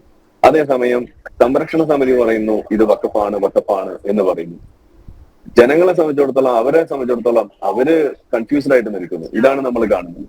അപ്പൊ എനിക്ക് ചോദിക്കാനുള്ളത്, അവരെ ഇറക്കി വിടില്ല എന്ന് പറഞ്ഞുകൊണ്ട് മുജീബ് റഹ്മാൻ ഈ കാര്യങ്ങൾ പറയുമ്പോൾ നമുക്ക് ചോദിക്കാനുള്ളത്, പിന്നെ എന്താണ് നിങ്ങൾ ചെയ്യാൻ ഉദ്ദേശിക്കുന്നതെന്നൊന്ന് പറയണം. ഇറക്കി വിടില്ല എന്ന് നിങ്ങൾ പറഞ്ഞു, എന്താണ് നിങ്ങൾ ഉദ്ദേശിക്കുന്നത്? വഖഫ് അല്ല ശരി, അല്ലെങ്കിൽ വഖഫാണ്, ഇതിൽ ഒരു തീരുമാനം ആകണമല്ലോ. ഇനി നിങ്ങൾ ഇറക്കി വിടില്ല എന്നാണോ പറയുന്നുണ്ടെങ്കിൽ നിങ്ങൾ എന്താണ് ആ സ്ഥലം അവർക്ക് വിട്ടുകൊടുക്കും എന്നാണോ പറയുന്നത്? അങ്ങനെയാണെങ്കിൽ പിന്നെ എന്തിനാണ് ഈ വഖഫ് സംരക്ഷണ സമിതി എന്ന് പറഞ്ഞിട്ട് ഒരു കൺകെട്ട് പരിപാടിയായിട്ട് നടക്കേണ്ട ആവശ്യം എന്താ ഉള്ളത്? അതങ്ങ് പിരിച്ചുവിടല്ലേ വേണ്ടത്. ഇനി ഇറക്കി വിടും, വേറെ സ്ഥലം എവിടെയും കൊടുക്കുമെന്നാണ് പറയാൻ ഉദ്ദേശിക്കുന്നുണ്ടെങ്കിൽ ആ പരിപാടി ഇവിടെ നടക്കില്ല എന്നുള്ളതാണ് പറയാനുള്ളത്. അങ്ങനെ വേറൊരു സ്ഥലം കൊടുത്തുകൊണ്ട് ഒരു പരിപാടി ചെയ്യേണ്ട ഒരു കാര്യമില്ല. ഇനി ഇത് സംസാരിക്കുന്ന സമയത്ത് അവിടെ ഉടനെ ഈ റിസോർട്ട് മാഫിയയെ കുറിച്ചുള്ള കാര്യങ്ങളൊക്കെ പൊക്കിക്കൊണ്ടുവരുന്നത് കണ്ടു. റിസോർട്ട് മാഫിയല്ല, എന്ത് മാഫിയാണെങ്കിലും ശരി, അങ്ങനെ ഒരു സംഭവം നടത്തി അതിന്റെ പിന്നിൽ ഒരു പ്രശ്നം ഉണ്ടെങ്കിൽ അത് കണ്ടെത്തേണ്ട പണി വഖഫിന് എന്നാ ഇവിടെ തീരെഴുതി തന്നിരിക്കുന്നത്? റിസോർട്ട് മാഫിയെ കുറിച്ചുള്ള അന്വേഷണം നടത്താൻ വഖഫ് സമിതിക്ക് എന്താണ് ഏതെങ്കിലും തരത്തിലുള്ള ഒരു റോൾ ഉണ്ടോ? അത് അന്വേഷിക്കാനും ചെയ്യാനും ഒക്കെ ഉള്ള പണി വേറെ ആളുകൾ ഇവിടെ ഉണ്ടല്ലോ, അതിനുള്ള സംവിധാനങ്ങൾ ഇവിടെ ഉണ്ടല്ലോ, അവർക്ക് വിട്ടുകൊടുക്കല്ലേ വേണ്ടത്. നിങ്ങൾ എപ്പോഴാണ് അതൊക്കെ കൊട്ടേഷൻ എടുക്കാൻ തുടങ്ങിയത്? എനിക്ക് അറിയേണ്ട ഒരു കാര്യം അതാണ്. അപ്പൊ അതൊന്നും പറഞ്ഞിട്ട് നിങ്ങൾക്ക് ഈ വിഷയത്തിൽ, അവിടുത്തെ ജനങ്ങൾ നേരിടുന്ന വിഷയത്തിൽ, അവർക്ക് റവന്യൂ, അവരുടെ ടാക്സ് അടയ്ക്കാൻ പറ്റാത്ത വിഷയങ്ങൾ, അതല്ലെങ്കിൽ അത്തരം വിഷയങ്ങളിൽ സംഭവിച്ചിട്ടുള്ള പ്രശ്നത്തെ നിങ്ങൾക്ക് ഈ കാരണം പറഞ്ഞുകൊണ്ട് അതിനെ മറയ്ക്കാമെന്നാണ് നിങ്ങൾ ധരിക്കുന്നുണ്ടെങ്കിൽ ആ പരിപ്പും ഇവിടെ വേവില്ല. അതാണ് നമുക്ക് പറയാനുള്ളത്. കാരണം അവിടെ സാധാരണ ജനങ്ങൾ അഫക്റ്റഡ് ആണ്. അവർക്ക് ലോൺ എടുക്കാനോ അതല്ലെങ്കിൽ അവരുടെ ദൈനംദിന കാര്യങ്ങൾ നടത്താനോ സാധിക്കാത്ത ഒരു അവസരം നിങ്ങൾ ഉണ്ടാക്കി വെച്ചിരിക്കുകയാണ്. അപ്പൊ ഇറക്കി വിടില്ല എന്ന് പറയുന്നതിന് പകരം നിങ്ങൾ ചെയ്യേണ്ടത് ഈ സംരക്ഷണ സമിതി പിരിച്ചു വിട്ടിട്ട് ആ സ്ഥലം അവർക്ക് അങ്ങോട്ട് എഴുതി കൊടുക്കുന്ന പണിയാണ് നിങ്ങൾ ചെയ്യേണ്ടത്. അതല്ലാതെ നിങ്ങൾക്ക് തോന്നുന്ന പോലെ ഗവൺമെന്റുകളെ ഏറ്റെടുത്ത് അല്ലെങ്കിൽ ഈ കോടതിയെ ബഹുമാനപ്പെട്ട എന്ന് പറഞ്ഞ് ഇങ്ങനെ വിശേഷിപ്പിച്ചുകൊണ്ട് നിങ്ങളുടെ വെടക്കാക്കി തനിക്കാക്കുന്ന ഒരു പരിപാടിയുടെ മറ്റൊരു വശം, അതങ്ങ് വല്ലാതെ പുകഴ്ത്തി തങ്ങളുടേതാക്കി മാറ്റുന്ന പരിപാടി, അതും ഇവിടെ നമുക്ക് കാണാൻ സാധിക്കുന്നുണ്ട്. നിങ്ങൾ ആ തരികടെ കയ്യിൽ വെച്ചാൽ മതി എന്ന് തന്നെയാണ് എനിക്ക് പറയാനുള്ളത്. സ്റ്റാലിൻ ദേവൻ, വഖഫ് സംരക്ഷണ സമിതി വിചാരിക്കുന്നിടത്തേക്കാണോ കാര്യങ്ങൾ നീങ്ങുന്നത്? ഞാൻ നമ്മുടെ ബഹുമാനപ്പെട്ട മുജീബ് റഹ്മാൻ പറയണത് കേട്ടു. എനിക്ക് തോന്നുന്നത് അദ്ദേഹത്തിന് മറുപടി കൊടുക്കാൻ ഈ ലോകത്ത് ഏറ്റവും യോഗ്യനായ വ്യക്തി ഞാൻ എന്നാണ്. കാരണം കഴിഞ്ഞ 9 മാസമായിട്ട് ഞാൻ മുൻപത്തെ ചരിത്രവും വഖഫ് ആക്ടും ഭരണഘടനയും ഒക്കെ കോർത്തിണക്കിയൊരു അടിപൊളി പഠനം നടത്തിക്കൊണ്ടിരിക്കുകയാണ്. അദ്ദേഹം ഒരു ചോദ്യം ചോദിച്ചു, ഏതെങ്കിലും കോടതി ഇതുവരെ മുനമ്പം വഖഫ് അല്ല എന്ന് പറഞ്ഞിട്ടുണ്ടോ എന്ന് അദ്ദേഹം ചോദിച്ചു. എനിക്ക് അദ്ദേഹത്തോട് തിരിച്ചു ചോദിക്കാനുള്ളത്, ചരിത്രത്തിൽ ഇതുവരെ ഏതെങ്കിലും ഒരു കോടതി മുനമ്പത്തെ സർവേ 18/1 വസ്തുക്കൾ വഖഫാണെന്ന് പറഞ്ഞിട്ടുണ്ടോ? നിങ്ങൾ വീണ്ടും ആവർത്തിച്ചു പറയുന്നു. ഇപ്പൊ ഹൈക്കോടതിയെ കൊണ്ടുവരെ ചോദിപ്പിച്ചു, സിവിൽ കോടതി തീരുമാനിച്ച ഇഷ്യൂ അല്ലേ എന്ന്. 1967 OS നമ്പർ 53 വിധിന്യായമാണ് എന്റെ ഈ കയ്യിൽ ഇരിക്കുന്നത്. നിങ്ങൾ ഇനി വരെ ആൾക്കാരെ പറ്റിക്കരുത്. ഞാൻ ഇംഗ്ലീഷ് അറിയാമെങ്കിൽ ഞാൻ വായിക്കുന്നത് കേൾക്കൂ. ജഡ്ജി എന്താണ് പറയുന്നത്? ഇത് ഒരു ഇൻജങ്ഷൻ സൂട്ട് മാത്രമാണ്. അതുകൊണ്ട് തന്നെ ഇതിന്റെ ഉടമസ്ഥാവകാശത്തിന് ഒരു റിലവൻസ് ഇല്ല. എന്നിരുന്നാലും പൊസഷൻ കണ്ടെത്താൻ വേണ്ടിയിട്ട് നമുക്ക് ഉടമസ്ഥാവകാശം സ്ഥിരീകരിക്കേണ്ടിയിരിക്കുന്നു. എന്നിട്ട് അദ്ദേഹം പറയുന്നു, however, according to the plaintiff, he has title over 404.76 acres. The suit is merely for an injunction and the question of title is not quite relevant. But incidentally, it arises for consideration in determining the issue as to possession. അതായത് കൈവശാവകാശം നിർണ്ണയിക്കുന്നതിന് വേണ്ടിയിട്ട് നമുക്ക് possession ആർക്കാണ് ഉള്ളതെന്ന് നോക്കാം. അതിനുശേഷം 17ാമത്തെ ഖണ്ഡിയുടെ അവസാനത്തെ line ഇതാണ്. മുജീബുൽ റഹ്മാൻ കേൾക്കണം. Therefore, I am judge of the opinion that the plaintiff, who was the plaintiff? Farouk College, has prima facie title. പ്രഥമദൃഷ്ട്യാ അവർക്കാണ് ഉടമസ്ഥാവകാശം to the 404.76 cents. 404.76 ഏക്കർ വസ്തുവിന്റെ ഉടമസ്ഥാവകാശം ഫറൂഖ് കോളേജിനാണെന്നാണ് ഈ ഫറൂഖ് കോടതി വിധിച്ചത്. അള്ളാഹുവിനാണെന്നല്ല. ഒരു വസ്തു വഖഫാണെങ്കിൽ the Allah has to be the owner of that property. In this case, the court has unequivocally said that the property belongs to Farouk College and not to Allah. അതിനെ വന്നിട്ട് വഖഫ് word വന്നിട്ട് ഫറൂഖ് കോളേജ് മുത്തവല്ലിയാണെന്നും ഇതൊരു വഖഫാണെന്നും പറഞ്ഞുകൊണ്ടാണ് ഇപ്പൊ ബഹുമാനപ്പെട്ട ഹൈക്കോടതിയെ അവരെ പറ്റിക്കാൻ പോയിരിക്കുന്നു. എന്നിട്ട് പറയുന്നു മുത്തവല്ലി. ഈ ജഡ്ജ്മെന്റിന്റെ ഒരു ഭാഗത്ത് പോലും മുത്തവല്ലി എന്നൊരു വാക്കില്ല. അതിനുശേഷം അന്ന് അവിടെ ജീവിച്ചിരുന്ന ആൾക്കാർ ഇത് ഹൈക്കോടതിയിൽ അപ്പീൽ കൊടുത്തു. അപ്പോ ഹൈക്കോടതി അപ്പീൽ എന്താ പറയുക? 2 ജഡ്ജിമാർ division bench. We are also of the opinion that Siddiq said who wanted to make a generous gift to the college. Generous gift to the Allah എന്നല്ല പറഞ്ഞത്. Siddiq said who wanted to make a generous gift to the Farouk College. Farouk college ദാനം കൊടുത്താൽ അത് എങ്ങനെ വഖഫാകും? ഇതാണ് ഈ ആൾക്കാരെ പറ്റിച്ചുകൊണ്ടിരിക്കുന്നത്. ഇതേപോലെ ഈ ജഡ്ജ്മെന്റിനെ മിസ് ഇന്റർപ്രറ്റ് ചെയ്തുകൊണ്ടാണ് 2019 മെയ് മാസം 20 വഖഫ് ബോർഡ് ഇത് വസ്തു ഏറ്റെടുക്കുന്നത്, വഖഫാണെന്ന് പ്രഖ്യാപിക്കുന്നത്. എന്നിട്ട് അതിലെന്തോ പറയുന്നത്, ഇത് പറവൂർ കോടതി ഇതൊരു വഖഫാണെന്ന് പറഞ്ഞത്. നിങ്ങൾ അള്ളാഹുവിനെ മുൻനിർത്തി സത്യസന്ധമായി പറയുക. അദ്ദേഹത്തിന്റെ പേരിൽ നിങ്ങൾ ആൾക്കാരെ പറ്റിക്കാൻ പോകരുത്. ഇതുവരെ ചരിത്രത്തിൽ ഒരു കോടതിയും മുനമ്പം വസ്തു ഒരു വഖഫാണെന്ന് പറഞ്ഞിട്ടില്ല. അങ്ങനെ നിങ്ങൾക്ക് തെളിയിക്കാൻ പറ്റുമെങ്കിൽ ഞാൻ എന്റെ വീടും പുരയിടവും എനിക്ക് എന്റെ പേരുള്ള എല്ലാ സകലമാണ്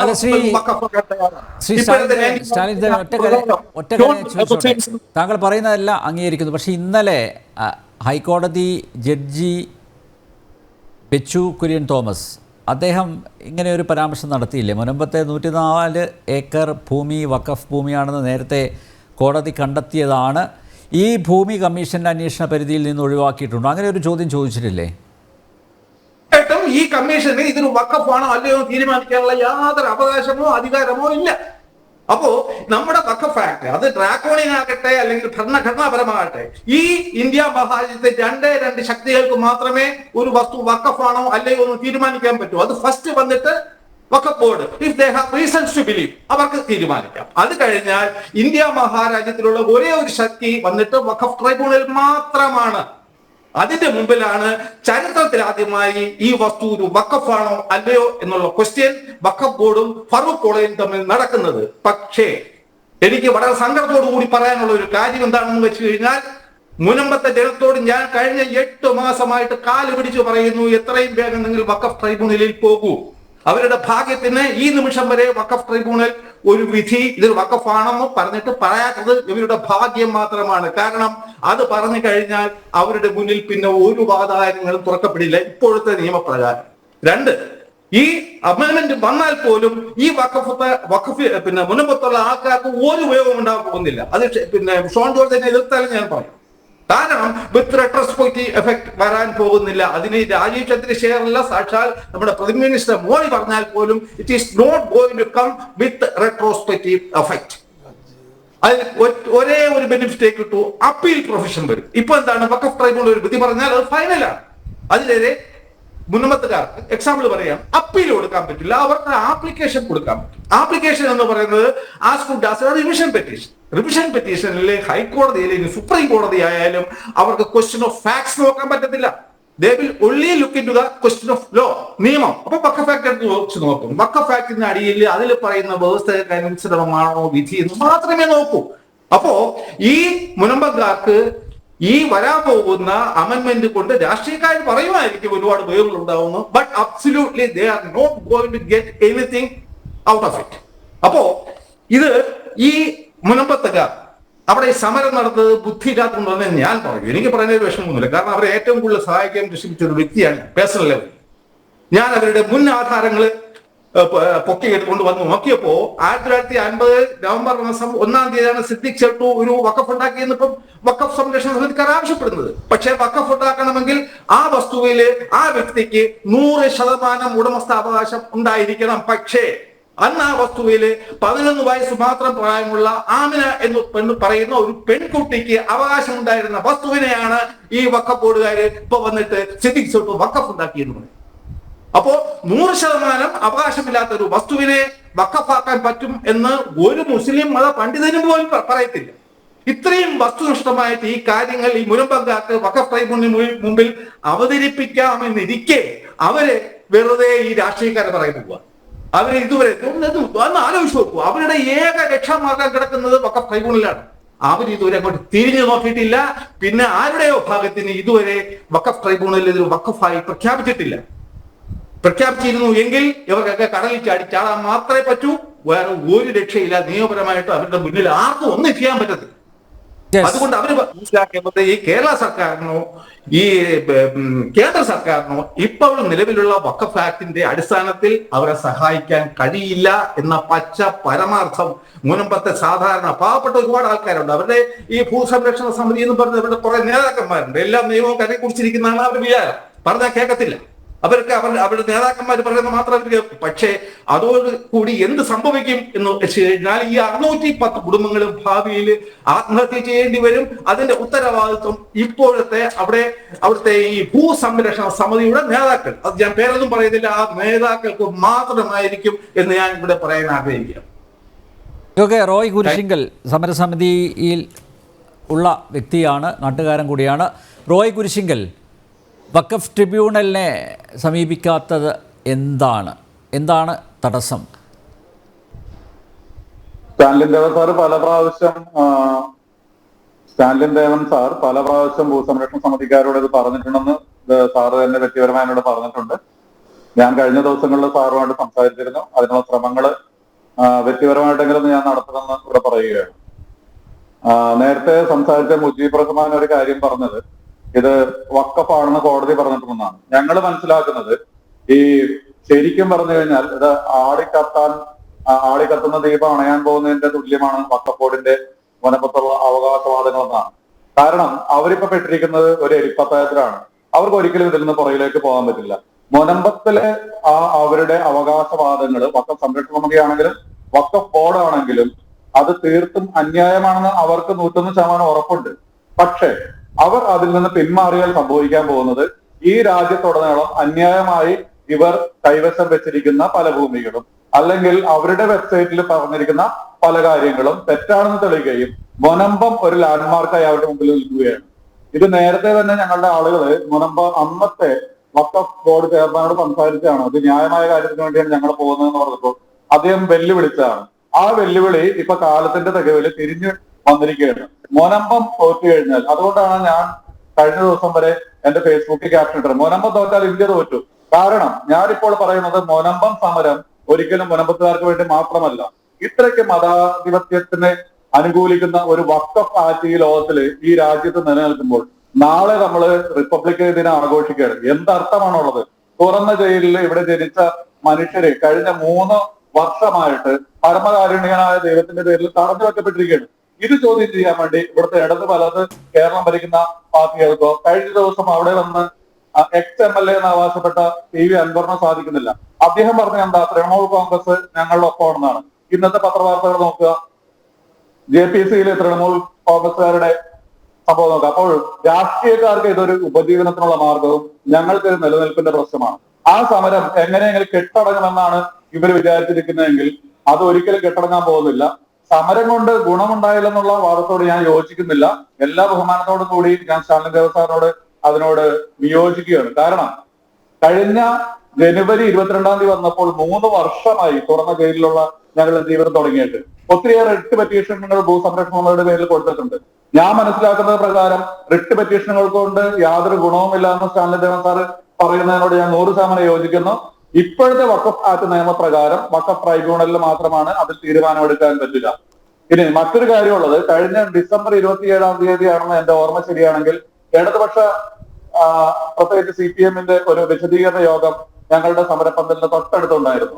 അവിടെ ഈ കേരളത്തിലെ ബഹുമാനപ്പെട്ട പി രാജീവ് പറഞ്ഞൊരു കാര്യമുണ്ട്. മന്ത്രിമാരാണെങ്കിലും ഉദ്യോഗസ്ഥന്മാരാണെങ്കിലും അവർ നയിക്കപ്പെടുന്നത് ചട്ടങ്ങളും നിയമങ്ങളും അനുസരിച്ചാണ്. എനിക്ക് തോന്നുന്നത് അദ്ദേഹം പറഞ്ഞത് വഖഫ് ആക്ട് അമെൻഡ് ചെയ്യണമെന്നാണ്. കാരണം ഒരു നിയമമന്ത്രി പോലും അങ്ങനെ പറയുന്നുണ്ടെങ്കിൽ ഈ രാജ്യം ഭരിക്കുന്ന അല്ലെങ്കിൽ സംസ്ഥാനം ഭരിക്കുന്ന ഗവൺമെന്റ് വഖഫ് ആക്ടിന് നിസ്സഹായരായിട്ട് നിൽക്കുകയാണ്. കൂടാതെ പല പ്രാവശ്യം ഞങ്ങളുടെ സമരപ്പന്തലിലും അല്ലാതെയും എന്ന് പറഞ്ഞ കോൺഗ്രസ് നേതാവ് VD സതീശൻ, നമ്മുടെ പ്രതിപക്ഷ നേതാവ് പറഞ്ഞത് തന്നെയാണ്. ഇത് വഖഫ് അല്ല എന്ന് പറഞ്ഞിട്ട് പിന്നെ അയാൾക്ക് മാറ്റം വരുത്തി പറയേണ്ടി വരുന്നത് എന്തുകൊണ്ടാണ്?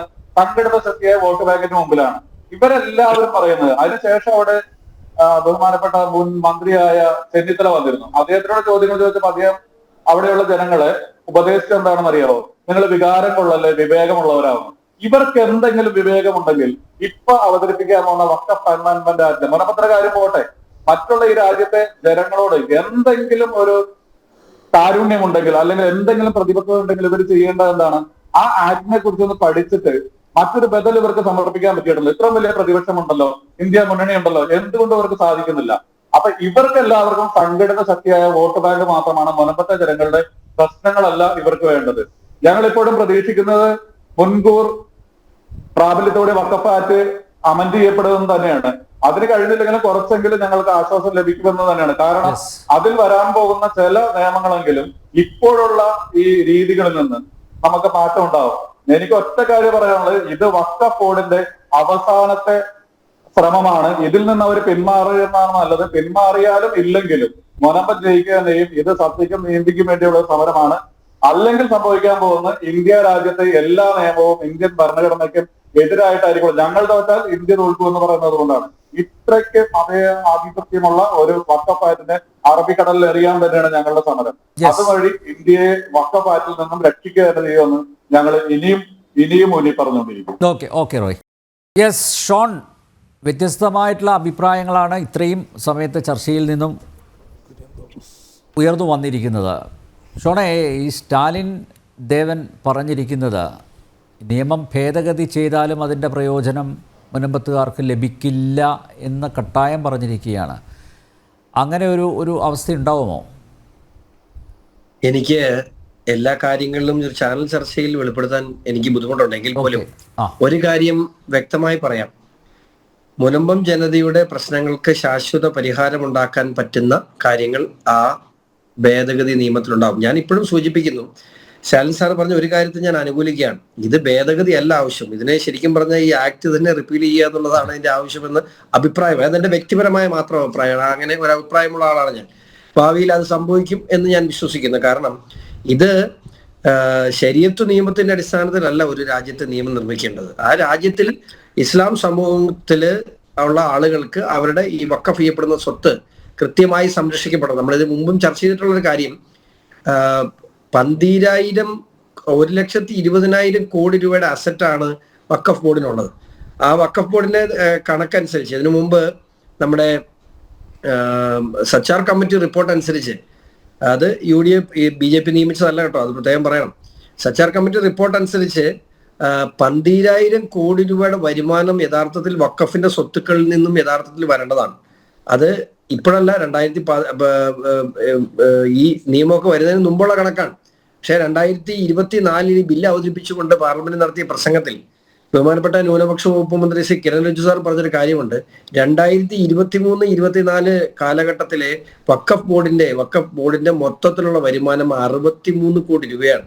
ഇപ്പൊ എത്രമാത്രം ഈ പാവപ്പെട്ടവന്റെ പേരിൽ, മുസ്ലിം സമുദായത്തിന്റെ പേരിൽ, മുസ്ലിം സമുദായത്തിലെ പാവപ്പെട്ടവരെ സഹായിക്കാനെന്ന പേരിൽ എത്രമാത്രം വലിയ കൊള്ളയാണ് ഈ വഖഫ് ബോർഡിൽ ഇരുന്നുകൊണ്ട് കുറെ ആളുകൾ, കുറെ വ്യക്തികൾ നടത്തുന്നതെന്ന് മനസ്സിലാക്കണം.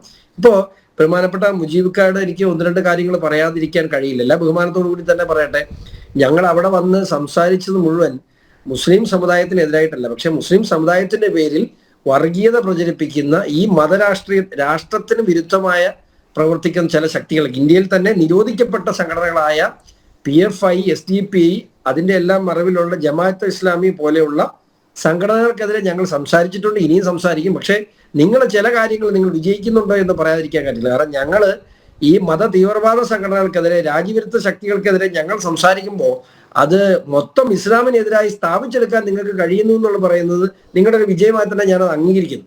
അതിനെ ഏതെങ്കിലും കാലത്ത് നല്ലവരായ ഈ രാജ്യത്തെ സ്നേഹിക്കുന്ന ഇസ്ലാം സഹോദരങ്ങൾ അത് തിരിച്ചറിയുമെന്നുള്ള ഉത്തമ വിശ്വാസമുണ്ട് എനിക്ക്. രണ്ടാമത്തെ കാര്യം, അത് കുറെ കാലങ്ങളായി നിങ്ങൾ പറയണം, എനിക്കിവിടെ വക്കർ സമരസഭയുടെ ഭാരവാഹികൾ അത് പറയേണ്ടതായിരുന്നു. കാരണം ഇവര് 610 കുടുംബങ്ങളെ അങ്ങ് സൈഡിലോട്ട് മാറ്റി വെച്ചിട്ട് 12 റിസോർട്ടുകളുടെ കാര്യം പറയുന്നു. ഈ റിസോർട്ടുകളുടെ കാര്യം പറയുമ്പോൾ തന്നെ ഒരു കാര്യം പറയട്ടെ, ഈ 87 അല്ല 85, 87 മുതൽ 91 വരെയുള്ള കാലഘട്ടത്തിൽ അവിടെ നിന്നും ഫാറൂഖ് കോളേജിന്റെ നിന്ന് വാങ്ങിയ വസ്തു മുനമ്പംകാരായ ആളുകൾ വിറ്റ്, അത് കേരളത്തിൽ ഇന്ത്യയിൽ നിലനിൽക്കുന്ന രജിസ്ട്രേഷൻ ആക്ട് പ്രകാരം പണം കൊടുത്ത് വാങ്ങിയവരല്ലേ റിസോർട്ടുകാർ. അവർ ചിലപ്പോൾ അവിടെ റിസോർട്ട് പണിയും, അവിടെ ചിലപ്പോൾ അവർക്ക് ആവശ്യമുള്ള വീട് പണിയും, അവർ ചിലപ്പോൾ അതൊന്നും പണിയാതെ കൃഷി നടത്തും. അത് ഈ രാജ്യത്ത് നിലനിൽക്കുന്ന ഒരു നിയമത്തിന്റെ അടിസ്ഥാനത്തിൽ പണം കൊടുത്ത് അവര് കയ്യേറിയതാണ് എന്നൊരു അഭിപ്രായം അങ്ങേക്കില്ല എന്ന് ഞാൻ വിശ്വസിക്കുന്നു. അപ്പൊ റിസോർട്ടിന്റെ പേര് പറഞ്ഞ് അവിടെ താമസിക്കുന്ന 610 കുടുംബങ്ങളുടെ ഒരു വലിയ വിഷയത്തെ നിങ്ങൾ അത് ഡൈവേർട്ട് ചെയ്യാൻ കുറെ കാലമായി ശ്രമിക്കുന്നു. അത് വിലപ്പോവില്ല എന്ന് പ്രത്യേകം പറയുന്നത്. പിന്നെ വഞ്ചി സ്ക്വയറിൽ ഞാൻ വന്നത്, എന്നെ ആരും വിളിച്ചിട്ടല്ല വന്നതെന്നുള്ള സത്യമാണ്. എന്നെ നമ്മുടെ മുനമ്പത്തെ ജനങ്ങളാണ് വിളിച്ചത്. അവിടെ ആ പരിപാടി സംഘടിപ്പിച്ച ഒരു സംഘാടകരും എന്നെ ക്ഷണിച്ചിട്ടില്ല. മുനമ്പത്തെ ജനങ്ങൾ എന്നെ വിളിച്ച് ഷോൺ ജോർജ് അവിടെ വരണമെന്ന് പറഞ്ഞു.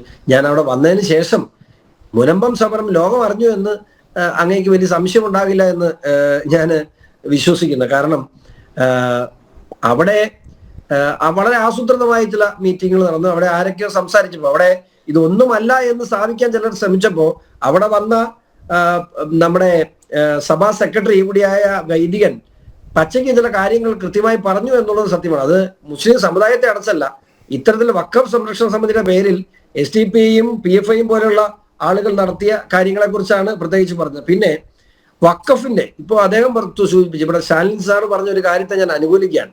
കാരണം വഖഫ് ഭൂമിയാണെന്ന് എവിടെയാണ് ഇത് പറഞ്ഞിട്ടുള്ളത്? ഫാറൂഖ് കോളേജിന്റെ ഭൂമിയാണെന്ന് പറഞ്ഞിട്ടുണ്ട്. അത് വിശ്വസിച്ചാണല്ലോ ഈ പാവങ്ങൾ ഈ സ്ഥലം മേടിച്ചത്. ഞാനൊരു കാര്യം ചൊല്ലാം, 1902 മുതൽ ഇപ്പൊ വന്ന ഈ കേരള സംസ്ഥാനം 2008 നിയോഗിച്ച നിസാർ കമ്മീഷൻ റിപ്പോർട്ട് വരെയുള്ള ഏറെക്കുറെ 106 വർഷത്തിൽ എവിടെയെങ്കിലും വഖഫ് ബോർഡിന് ഈ ഭൂമിയുടെ പൊസഷൻ ഉണ്ടായിരുന്നു? എൻ്റെ ഒരു ചോദ്യമാണ്. ഏതെങ്കിലും കാലത്ത് നിങ്ങൾക്ക് ഇതിന്റെ പൊസഷൻ ലഭിച്ചിട്ടുണ്ടോ? ഇന്ന് നമ്മൾ ഇന്ന് സംസാരിക്കുന്ന ഈ സമയത്തും ഇതിന്റെ പൊസഷൻ അപ്പൊ ഏറെക്കുറെ 122 വർഷത്തിനിടയിൽ ഏതെങ്കിലും കാലത്ത് വഖഫ് ബോർഡിന് നിങ്ങൾക്ക് ഇതിന്റെ പൊസഷൻ ലഭിച്ചിട്ടുണ്ടോ? ഈ വസ്തു വഖഫ് ബോർഡ് പേരിൽ കൂട്ടുമ്പോൾ നിങ്ങൾ സർവേ നടത്തിയോ? ഇപ്പൊ നിലവിൽ പൊസഷൻ ഉണ്ടായിരുന്ന ഏതെങ്കിലും വ്യക്തിക്ക് നിങ്ങൾ നോട്ടീസ് കൊടുത്തോ? അവരെ നിങ്ങൾ ഹിയർ ചെയ്തോ? ഒന്നുമില്ല. അപ്പോ ഏതെങ്കിലും ഒരു കോടതിയിൽ എന്താ പറഞ്ഞത്? ഇതിനു മുമ്പ് 67 ഒരു വിധി, ഇപ്പൊ ശാലിൻ സാർ അതിനെ കുറിച്ച് വിശദീകരിച്ചു. പക്ഷെ അവിടെ ചോദ്യം ഇത് വഖഫ് ബോർഡിന്റെ ആയിരുന്നോ എന്നല്ല, ഇത് കുടിയന്മാർക്കാണോ അവകാശം അതോ അവിടെ ഫാറൂഖ് കോളേജിനാണോ അവകാശം എന്നുള്ള ചോദ്യത്തിൽ ഫാറൂഖ് കോളേജിൽ വഖഫ് കിട്ടിയ പ്രോപ്പർട്ടി എന്ന് പറഞ്ഞതിനപ്പുറത്തേക്ക് അവിടെ ഒരു സംശയങ്ങളുമില്ല. ഞാനത് പറയട്ടെ, ഞാൻ വളരെ വളരെ സത്യസന്ധ തുടക്കത്തിൽ ആ ചോദ്യം ഉന്നയിച്ചതാണ്. ശരിക്കും നിങ്ങൾ പറയുന്നു നിങ്ങൾക്ക് ഈ പാവപ്പെട്ടവരെ കുടിയൊഴിപ്പിക്കണ്ട, അവരെ അവിടുന്ന് കുടിയൊഴിപ്പിക്കാൻ ഞങ്ങളില്ല എന്ന് നിങ്ങൾ പലയിടത്തും പ്രസംഗിക്കുന്നുണ്ട്. ഒരു കാര്യം വളരെ നിഷ്പക്ഷമായി ചോദിച്ചോട്ടെ, പിന്നെ എന്താണ് നിങ്ങളുടെ ലക്ഷ്യം? നിങ്ങൾക്ക് ഇതിനകത്ത് ഹിഡനായ ഒരു അജണ്ടയുണ്ട്. ആ അജണ്ട എന്താണ്? നിങ്ങൾ ഇതുകൊണ്ട് ലക്ഷ്യം വെക്കുന്ന എന്താണ്? നിങ്ങൾക്ക് പകരം വസ്തുവാണോ, അതോ വഖഫ് ഭേദഗതി നിയമത്തില് ഇവിടെ നിന്നുള്ള ജനപ്രതികളെ സമ്മർദ്ദം ചെലുത്തുകയാണോ, അല്ലെങ്കിൽ ഇതിന്റെ പേരിൽ കേരളത്തിൽ ഒരു വലിയ വിഭാഗീയതയും വർഗീയതയും വളർത്തുകയാണോ? എന്താണ് നിങ്ങളുടെ പുറകിലുള്ള അജണ്ട? നിങ്ങളുടെ ലക്ഷ്യം എന്താണ്? നിങ്ങളത് മനസ്സിലാക്കണം. പിന്നെ ശാലിൻ സാർ പറഞ്ഞ ഒരു കാര്യത്തിന് പറയട്ടെ, 2 കാര്യങ്ങൾ. ഒന്ന് റെട്രോസ്പെക്റ്റീവ് എഫക്റ്റ് ആണ്. ഞാൻ അതിന്റെ വിശദാംശങ്ങളിലേക്ക് പോകുന്നില്ല. റെട്രോസ്പെക്റ്റീവ് എഫക്റ്റ് തീർച്ചയായിട്ടും ഇതിനകത്ത് ഉണ്ടാകും എന്നുള്ള കാര്യത്തിൽ എനിക്ക് പ്രത്യേകിച്ച് സംശയമില്ല. രണ്ടാമത്തെ കാര്യം, ഇതിന്റെ മുഴുവൻ വസ്തുവും റീ രജിസ്ട്രേഷനിലേക്ക് പോകുമ്പോൾ ഇതിന്റെ മുഴുവൻ സിവിൽ ഡോക്യുമെന്റ്സും ഫയൽ ചെയ്യേണ്ട ഉത്തരവാദിത്വം അതിന്റെ കസ്റ്റോഡിയനാണ്, അല്ലെങ്കിൽ മുത്തവല്ലിക്കാണ്. മുത്തവല്ലി തീർച്ചയായിട്ടും മുഴുവൻ വസ്തു 1955 ശേഷം വന്നിട്ടുള്ള മുഴുവൻ രജിസ്ട്രേഷന്റെയും മുഴുവൻ വസ്തുക്കളുടെയും രജിസ്ട്രേഷൻ അത് നിർബന്ധമാക്കുന്ന സാഹചര്യം ഉണ്ടാവും. പിന്നെ എന്റെ പിതാവ് ശ്രീ പി സി ജോർജ് അവിടെ വന്നിട്ട് ഒരു വർഗീയതയും പറഞ്ഞിട്ടില്ല. അദ്ദേഹം ന്യായമായ മുനമ്പൻ ജനതയുടെ അവകാശങ്ങൾക്ക് വേണ്ടി സംസാരിക്കുമ്പോൾ അത് നിങ്ങൾക്ക് വർഗീയതയായിട്ടാണ് തോന്നുന്നതെങ്കിൽ തുടർന്നും ആ വർഗീയത പറയാൻ തന്നെയാണ് ഉദ്ദേശം എന്ന് വിനയപൂർവ്വം അറിയിക്കുന്നു. ഓക്കെ മുജീബ് റഹ്മാൻ, നിരവധി ചോദ്യങ്ങളുണ്ട് ഉത്തരം നൽകാൻ. മുജീബ് റഹ്മാൻ, 2 ചോദ്യങ്ങൾക്ക് ആദ്യം ഉത്തരം നൽകുക. ഒന്ന്, വഖഫ് ഭൂമിയാണെന്ന് എവിടെയെങ്കിലും പറഞ്ഞിട്ടുണ്ടോ? ഇതിൻ്റെ പൊസഷൻ ആർക്കാണ്? രണ്ടാമത്തെ ചോദ്യം, കുടിയൊഴിപ്പിക്കില്ല മുനമ്പത്തുകാരെ എന്ന് പറയുന്നു, എന്താണ് അതുകൊണ്ട് ഉദ്ദേശിക്കുന്നത്? ഒന്നാമതായി എനിക്ക് സൂചിപ്പിക്കാനുള്ളത്, അഡ്വക്കേറ്റ് ഷോൺ ജോർജ് അദ്ദേഹത്തിൻ്റെ പിതാവിനെ കുറിച്ച് സൂചിപ്പിച്ചു. അദ്ദേഹം ഒരു വർഗീയ പരാമർശവും നടത്തിയിട്ടില്ല എന്ന്. പിന്നെ അദ്ദേഹം മുസ്ലിം സമുദായത്തിലെ ചില ആളുകളെ ഞങ്ങൾ വർഗീയവാദികൾ എന്ന് പറഞ്ഞിട്ടുണ്ട്, പക്ഷെ മുസ്ലിം സമുദായത്തെ ഞങ്ങൾ പറഞ്ഞിട്ടില്ല എന്ന്. സോഷ്യൽ മീഡിയയിൽ വ്യാപകമാണ് അദ്ദേഹത്തിൻ്റെ പിതാവ് ഈ ജനൻ ചാനലിൽ തന്നെ അനിൽ നമ്പ്യാരുടെ നേതൃത്വത്തിൽ നടന്ന ചർച്ചയിൽ ഇന്ത്യയിലെ മുസ്ലിങ്ങൾ മുഴുവൻ തീവ്രവാദികളാണ്, അവർ പാകിസ്ഥാനിലേക്ക് പോകണം, അത് മുസ്ലിങ്ങളെ മാത്രമാണോ ഉദ്ദേശിച്ചതെന്നുള്ളത് എനിക്കറിയില്ല. ഇന്ത്യ രാജ്യത്തെ ഇടക്ക് തടസ്സപ്പെടുത്തല്ലേ? അല്ല അങ്ങനെയല്ലോ, ഡൈവർട്ടല്ല. നേരത്തെ അദ്ദേഹത്തിന്റെ മകൻ അഡ്വക്കേറ്റ് ഷോൺ ജോർജ് താങ്കളുടെ നേതൃത്വത്തിൽ ഞാൻ സംസാരിക്കും, തടസ്സപ്പെടുത്തല്ലേ? ഞാൻ എന്റെ പിതാവ് മുനമ്പത്ത് വന്നുകൊണ്ടോ അതല്ലെങ്കിൽ ഒരു വർഗീയ അദ്ദേഹം സംസാരിച്ചപ്പോൾ ഇവിടെ വർഗീയ പ്രശ്നങ്ങളോ ചർച്ചകളോ എല്ലാം ഇവിടുത്തെ വിഷയം മുനമ്പോ താങ്കളുടെ നേതൃത്വത്തിൽ താങ്കൾ ചിരിച്ച് വളരെ സ്വാഗതം ചെയ്തുകൊണ്ട് ഇന്ത്യയിലെ മുസ്ലിങ്ങൾ മുഴുവൻ വർഗീയവാദികളാണെന്നും അവർക്ക് പാകിസ്ഥാനിലേക്ക് പോടാ എന്ന് പറഞ്ഞപ്പോ താങ്കൾ വളരെ ഒരു ആങ്കർ എന്നുള്ള രീതിയിൽ mister P C George India രാജ്യത്തെ മുസ്ലിങ്ങൾ മുജീബ് അഹമ്മദ് താങ്കൾ മുനമ്പ വിഷയത്തിൽ പാകിസ്ഥാനിലേക്ക് പോകണമെന്നും താങ്കൾ ഈ ജനം ചാനലിൽ വന്ന് ചർച്ച ചെയ്യുന്നത് ശരിയല്ല എന്ന് പറയാൻ താങ്കൾ തയ്യാറായില്ല. താങ്കൾ വളരെ പ്രോത്സാഹിപ്പിക്കുകയായിരുന്നു. താങ്കൾ അത് ഞാൻ പറയുമ്പോൾ നമ്മുടെ വിഷയമല്ല എന്ന് താങ്കൾ സംസാരിച്ച് തടസ്സപ്പെടുത്തുന്ന അവസ്ഥയുണ്ട്. രണ്ടാമത്തെ ഒരു കാര്യം സൂചിപ്പിക്കാൻ ഞാൻ കഴിഞ്ഞു എനിക്ക് പറയാനുള്ള കാര്യം ഞാൻ പറഞ്ഞു. രണ്ടാമത്തെ ഒരു കാര്യം, നിലവിൽ മറ്റേ റിട്ടയർഡ് അണ്ടർ സെക്രട്ടറി എന്നുള്ള രീതിയിലേക്ക് നമ്മുടെ സ്റ്റാൻലിൻ ദേവൻ അദ്ദേഹം പറഞ്ഞു ഇടയ്ക്ക് സംസാരിക്കല്ലേ ആങ്കർ, ഈ ബാക്കിയുള്ള 3-4 പ്രതിനിധികളും സംസാരിച്ചപ്പോ താങ്കൾ ഇടയ്ക്ക് സംസാരിച്ചിട്ടില്ല, ഞാനും സംസാരിച്ചിട്ടില്ല. ഞാൻ സംസാരിക്കുമ്പോൾ ഞാൻ എന്താണ് പറയുന്നത് എന്ന് ഞാൻ പറഞ്ഞു കഴിഞ്ഞതിന് ശേഷം താങ്കൾക്ക് മനസ്സിലാവുള്ളൂ. അപ്പൊ അതുകൊണ്ട് തന്നെ ഇവിടെ സംസാരിച്ച ഇല്ല 4 അവർ സംസാരിച്ച സബ്ജക്ട് തന്നെയാണ് ഞാൻ സംസാരിക്കുന്നത്. എന്റെ പിതാവ് ഇവിടെ ഒരാളെയും വർഗീയവാദികളെന്ന് വിളിച്ചിട്ടില്ല, മുസ്ലിങ്ങളെ പറഞ്ഞിട്ടില്ല എന്ന് പറഞ്ഞപ്പോൾ ഞാൻ മറുപടി പറഞ്ഞു. 9 മാസക്കാലത്തോളം ഈ വിഷയത്തെക്കുറിച്ച് പഠിച്ച സ്റ്റാൻലിൻ ദേവൻ അദ്ദേഹം പറഞ്ഞു, നിലവിലെ വഖഫ് ഭേദഗതി നിയമം നിലവിൽ വന്നാൽ ഈ പറയപ്പെടുന്ന മുനമ്പത്തെ സമരത്തെയോ മുനമ്പത്തുകാർക്ക് ഒരു ഗുണവും ഉണ്ടാകില്ല എന്ന് വളരെ കൃത്യമായി അദ്ദേഹം പറഞ്ഞിട്ടുണ്ട്. നേരത്തെ പി സി ജോർജിന്റെ മകൻ ഷോൺ ജോർജിനുള്ള മറുപടിയാണ്, ഞാൻ അതുകൊണ്ട് ഞാൻ അതിലേക്ക് പറയുന്നില്ല. വേറൊരു കാര്യം സൂചിപ്പിക്കാനുള്ള, റോയ് കുര്യൻ അവിടുത്തെ സമരസമിതിയുടെ ഭാരവാഹിയാണ്. ഞങ്ങളെ സംബന്ധിച്ചിടത്തോളം ഈ വിഷയവുമായി ബന്ധപ്പെട്ടുകൊണ്ട് ഈ വിഷയത്തെ വൈകാരികമായി എടുക്കുകയോ ആ മുനമ്പത്തെ ഭൂമി 404 ഏക്കർ വഖഫ് ഭൂമിയാണ് എന്നുള്ള കൃത്യമായ യാഥാർത്ഥ്യം ഞങ്ങൾക്ക് ബോധ്യമുണ്ടായിരുന്നിട്ടും ഈ പറയപ്പെടുന്ന, ഞാൻ എറണാകുളം ജില്ലക്കാരനാണ്, ഞാൻ എറണാകുളം സിറ്റിയിൽ താമസിക്കുന്ന ആളാണ്, ഇവിടെ നിന്ന് വളരെ ചുരുങ്ങിയ ദൂരം മാത്രമേ ഉള്ളൂ. അദ്ദേഹം പറയട്ടെ, ഇന്നേ വരെ മുജീബ് റഹ്മാനോ ഇവിടുത്തെ ഏതെങ്കിലും ഇടയ്ക്ക് സംസാരിക്കില്ല, ആരാ സംസാരിക്കുന്നത്, അതിന് ഞാൻ നിർത്താം. നമ്മൾ ഒന്ന് പറഞ്ഞ പോലെ ഞാൻ സംസാരിക്കുന്നത് ഈ നാട്ടുകാരനായ സമരസമിതിയുടെ കൺവീനർ, അതല്ലെങ്കിൽ അവിടുത്തെ സമരസമിതിയുടെ പ്രവർത്തകൻ അദ്ദേഹം സംസാരിച്ചു വഖഫ് ഭേദഗതി നിയമം പിൻവലിക്കണം, അതേപോലെ വഖഫ് ഭേദഗതി നിയമം നടപ്പാക്കണം, ഞങ്ങൾ വഖഫിനെ കടലിൽ താത്തും. ഞങ്ങളെ സംബന്ധിച്ചിടത്തോളം അവിടുത്തെ സമരം ചെയ്യുന്ന പാവപ്പെട്ട സാധാരണക്കാരോട് ഞങ്ങൾക്ക് വലിയ അനുഭവം ഉണ്ടായിരുന്നു. കാരണം അവർ സാധാരണക്കാരാണ്, പാവപ്പെട്ടവരാണ്. അതിൽ ചിലർ അറിയാതെ ഫാറൂഖ് കോളേജിന്റെ ചതിയിൽപ്പെട്ട്. ഞങ്ങൾ ചോദിക്കട്ടെ, ഞങ്ങൾ ഫാറൂഖ് കോളേജിനെ, വഖഫ് സംരക്ഷണ സമിതി ഫാറൂഖ് കോളേജിനെതിരെ ശക്തമായി സംസാരിക്കുന്നു, നിലപാട് സ്വീകരിക്കുന്നു, ഫാറൂഖ് കോളേജിനെതിരെ നിയമ നടപടി സ്വീകരിക്കാൻ തയ്യാറാകുന്നു. എന്തുകൊണ്ടാണ് നിങ്ങളെ ചതിച്ച ഫാറൂഖ് കോളേജിനെതിരെ കമ എന്നൊരക്ഷരം നിങ്ങൾ മിണ്ടാത്തത്?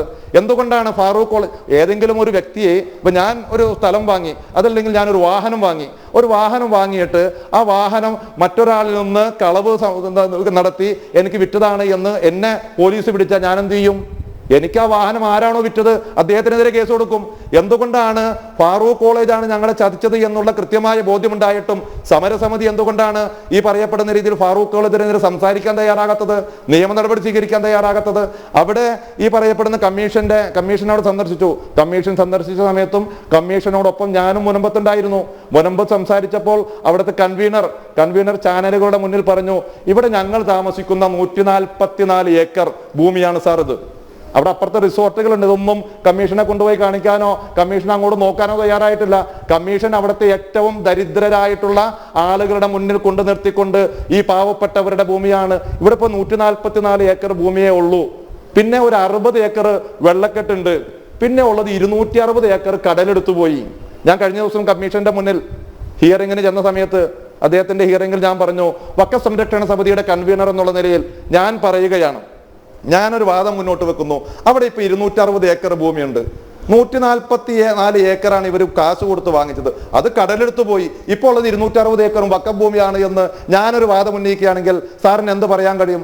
അവിടെ ഞങ്ങൾ ആവശ്യപ്പെടുന്നത്, ഞങ്ങളെ സംബന്ധിച്ചിടത്തോളം ഏതെങ്കിലും ഒരു ചാനൽ ചർച്ചയിൽ വന്നിരുന്നു കൊണ്ട് എന്തെങ്കിലും പുലമ്പുകയല്ല. ഞങ്ങളെ സംബന്ധിച്ചിടത്തോളം കൃത്യമായ രേഖകളുടെയും കോടതി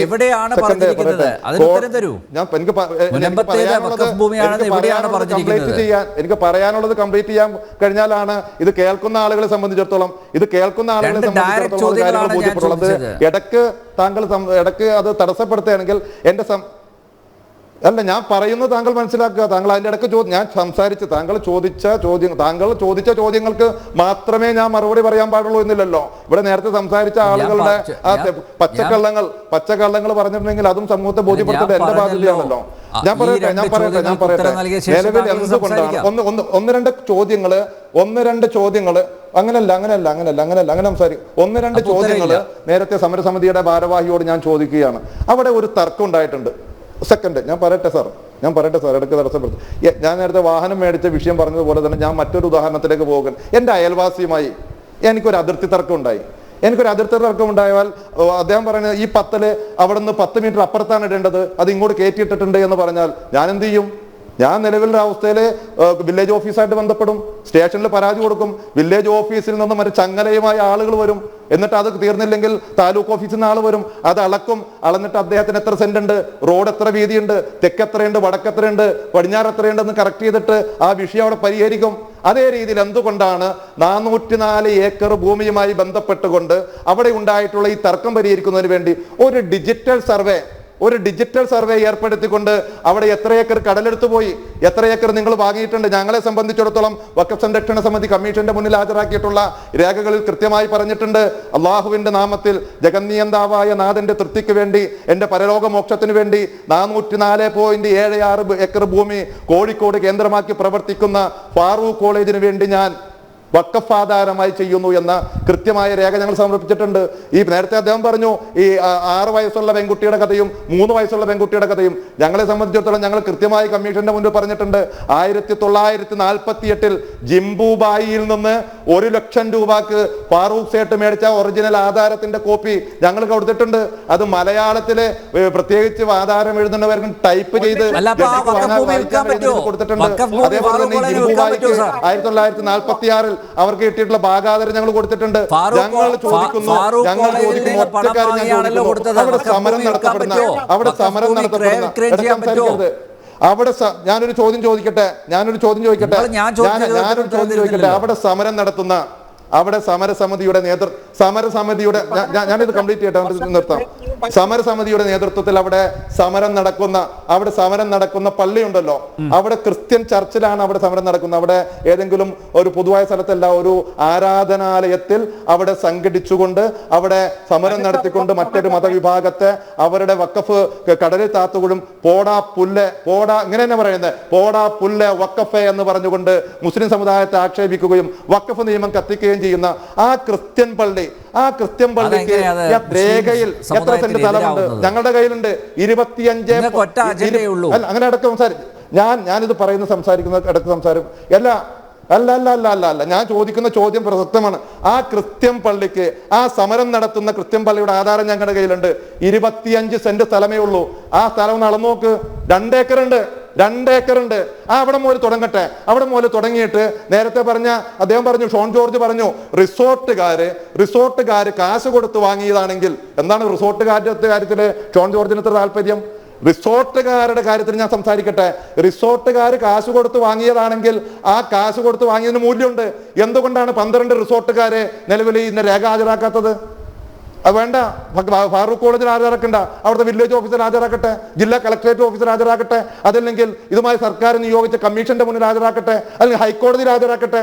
എന്തുകൊണ്ടാണ് റിസോർട്ടുകാര് ഈ 12 പേർക്ക് കത്ത് കൊടുത്തിട്ട് ഫാറൂഖ് കോളേജ്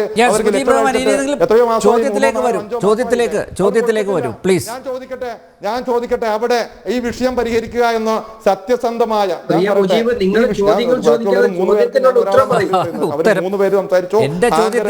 ഒരു കാര്യം ഞാൻ ചോദിക്കട്ടെ, ഞങ്ങൾ സത്യസന്ധമായി ഈ വിഷയം പരിഹരിക്കും. ഞാൻ നിർത്തുകയാണ്. ഞാൻ ഈ വിഷയം നല്ല രീതിയിൽ സത്യസന്ധമായ രീതിയിൽ പരിഹരിക്കാൻ വേണ്ടി ഞാനൊരു നിർദ്ദേശം വെക്കുന്നു. അവിടെ താമസിക്കുന്ന അവിടുത്തെ പാവപ്പെട്ടവർ ആ പാവപ്പെട്ടവരെന്ന് പറയപ്പെടുന്ന അവിടെ താമസിക്കുന്ന ആളുകള് അവരുടെ കയ്യിലുള്ള രേഖകള് അവർ കളക്ടറേറ്റിൽ ഹാജരാക്കട്ടെ.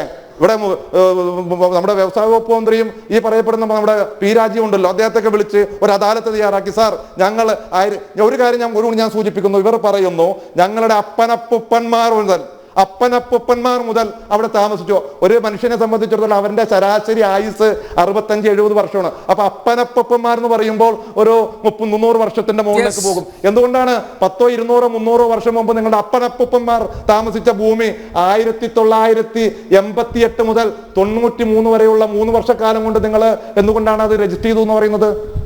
ഈ പറയുന്ന വിഷയങ്ങൾ നടക്കുന്ന എപ്പോഴാണ്? 1950 ഈ പറയപ്പെടുന്ന ഈ വഖഫ് ഭൂമി അദ്ദേഹം കൊടുത്തിട്ടുള്ളത്.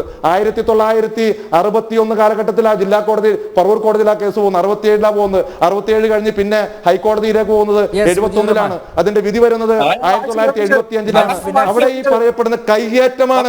അവിടുത്തെ റിസോർട്ട് മാഫിയ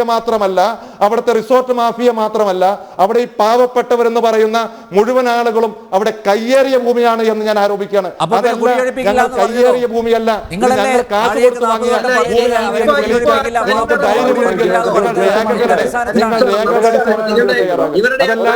ചാനൽ ചർച്ചയിൽ വന്നിരുന്നുകൊണ്ട് എന്തെങ്കിലും പറഞ്ഞുകൊണ്ട് ജനങ്ങളെ വിഡ്ഢികളാക്കാൻ നിങ്ങൾ ശ്രമിക്കരുത്.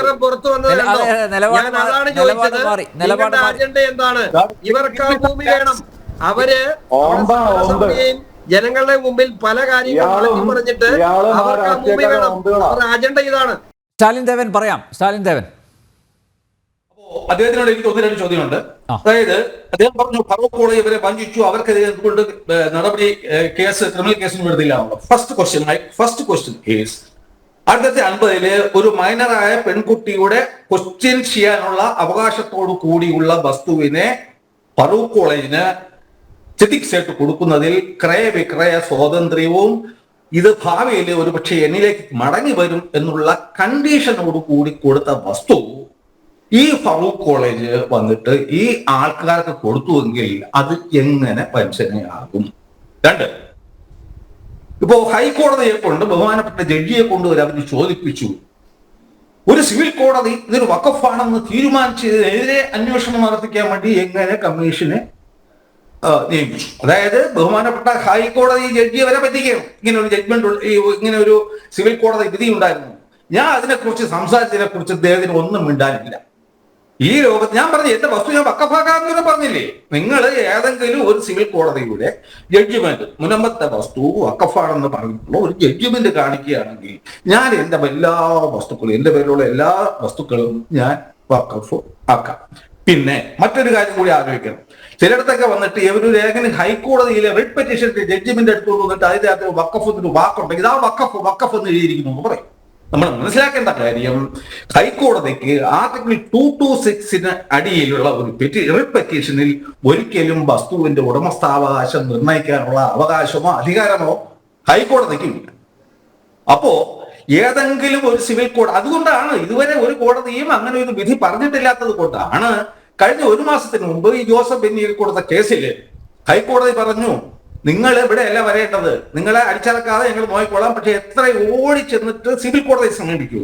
അപ്പൊ വഖഫ് വസ്തുക്കൾ സംബന്ധിച്ച, വഖഫ് വിഷയങ്ങൾ സംബന്ധിച്ച സിവിൽ കോടതി എന്ന് പറയുന്നത് അവിടെ സിവിൽ പ്രൊസീജിയർ കോഡും എവിഡൻസ് ആക്ട് ഒന്നും ഇല്ലെങ്കിൽ തന്നെയും പേരിനെങ്കിലും സിവിൽ കോടതിയായിട്ട് പരിഗണിക്കപ്പെടുന്നത് ഈ വഖഫ് ട്രൈബ്യൂണലാണ്.